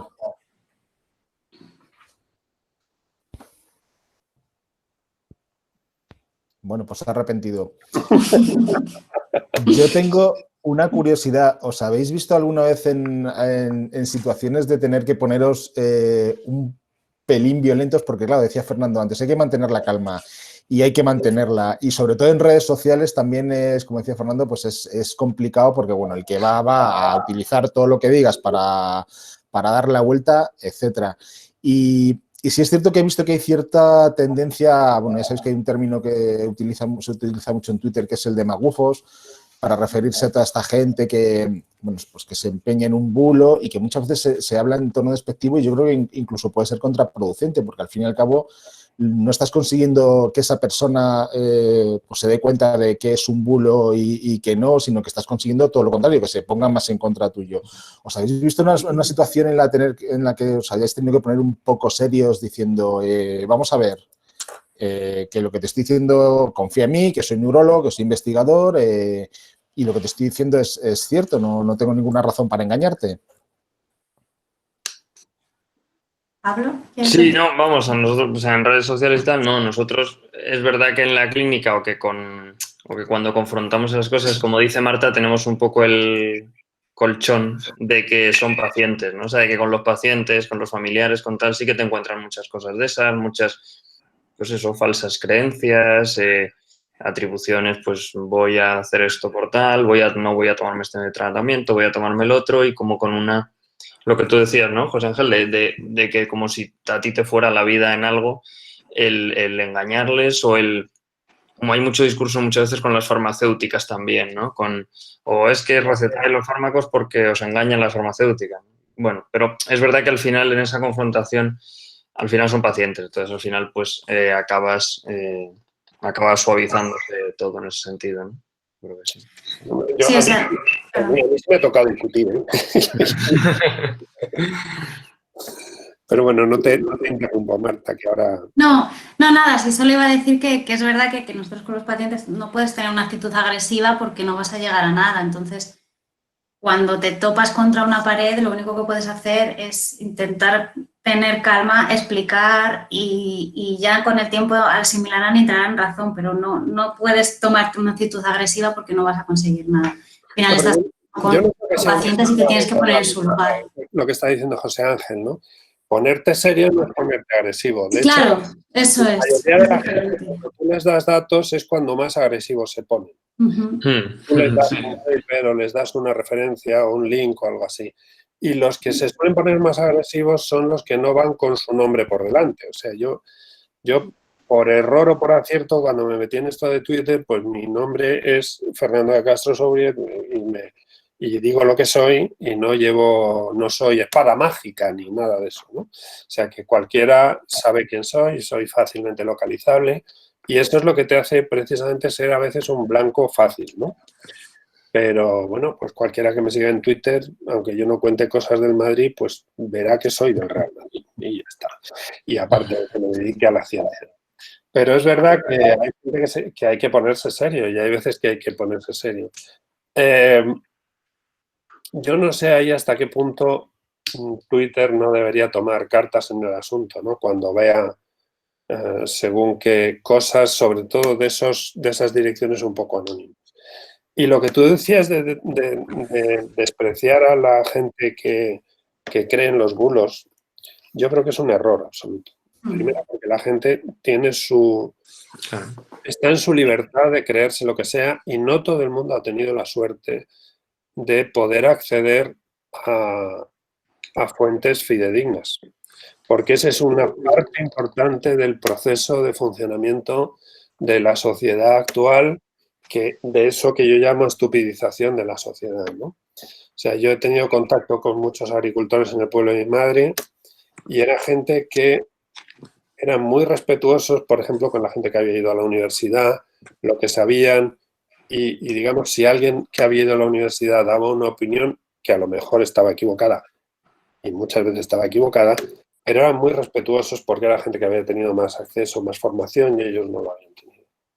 Hoy en día eso no te lo encuentras. De hecho, te encuentras a gente, yo he conocido gente pues desde investigadores importantes en centros que te dicen que ellos no han leído un libro en su vida porque no les interesa, y que entonces, bueno, pues que leer es una pérdida de tiempo, hasta gente que desprecia al magufo, sobre todo cuando el magufo a mí me interesa que le desprecies, porque si dice otra cosa en otro sentido ya no le llamamos magufo y ya le tratamos de otra forma. Yo no me gusta despreciar a la gente, intento utilizar un tono respetuoso y bueno, es lo mismo que me gustaría que utilizaran conmigo. Pero es verdad que hay gente, tampoco soy de los que bloquea y ese tipo de cosas, que es otra cosa que hace mucha gente. Pero bueno, hay veces que ya tienes que dar tu brazo a torcer o decir, bueno, pues, para usted la peseta, ¿no? Estoy poniendo aquí, para los que tenéis redes sociales, tenéis Twitter, os estoy poniendo el Twitter de Fernando. Marta y Pablo creo que no tienen. Yo no. No os animáis. Bueno, creo que no sé si me lo haré algún día, de momento no. Yo también os digo que si os animáis a divulgar por redes sociales, igual mirad otras opciones, porque yo hace unos años llegué a clase de soy hipermoderno, chicos, me he abierto un Twitter y bueno, el comentario de mis alumnos fue pero ¿qué dices, profe? Que sos de viejos. Eso ya no sé yo. Me dijeron, hazte un Instagram. Así que bueno, ahora yo creo que si queréis empezar, deberéis empezar por TikTok, a bailar mientras divulgáis sobre el sistema nervioso. Bueno, pero para los que tienen Twitter, os dejo aquí el Twitter de Fernando, donde bueno, podéis seguir sus contenidos y bueno, yo os lo dejo. Más preguntas, chicos. ¿Quién quiere preguntar algo más?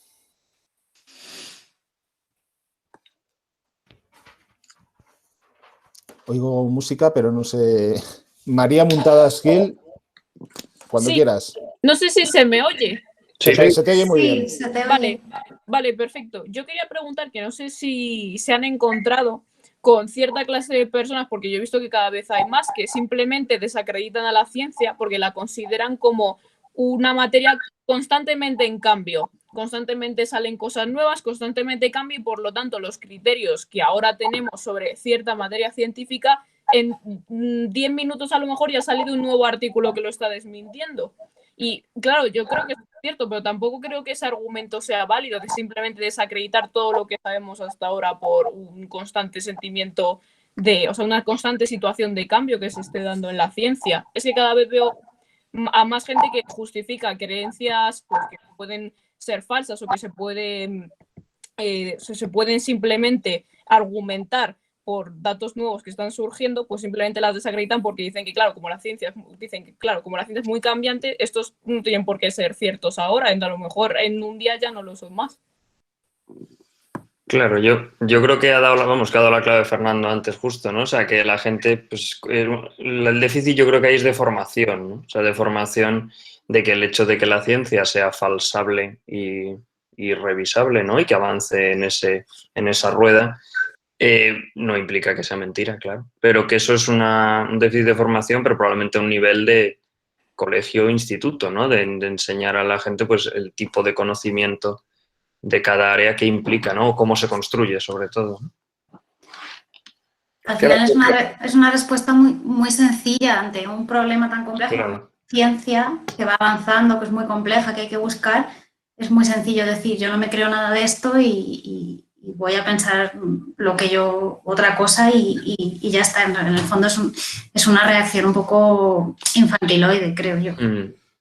Bueno, es que es no saber lo que hace el método científico, ¿no? Eso es. Y eso es grave. O sea, en los colegios y el problema educativo que hay en España, que es tremendo, muchas veces se incide en conocimientos puntuales, memorísticos, en vez de intentar comprender las cosas. Y una cosa que muy pocos profesores de ciencia, estoy seguro, que explican a día de hoy, y lo deben explicar todo el mundo que se dedica a la ciencia en su primera clase, a todos los niveles, es recordar que el método científico, por definición, es el que es. Es decir, tú construyes una hipótesis con los datos que haya, realizas unos experimentos, obtienes esos datos, los analizas, tomas las deducciones y a partir de ahí has avanzado, te has quedado en el mismo sitio o has demostrado que lo que había dicho otro era inexacto en todo, en parte o en una parte pequeña. Y eso es el día a día de la ciencia, con lo cual... Pero bueno, a lo mejor esa misma persona no le extraña que 18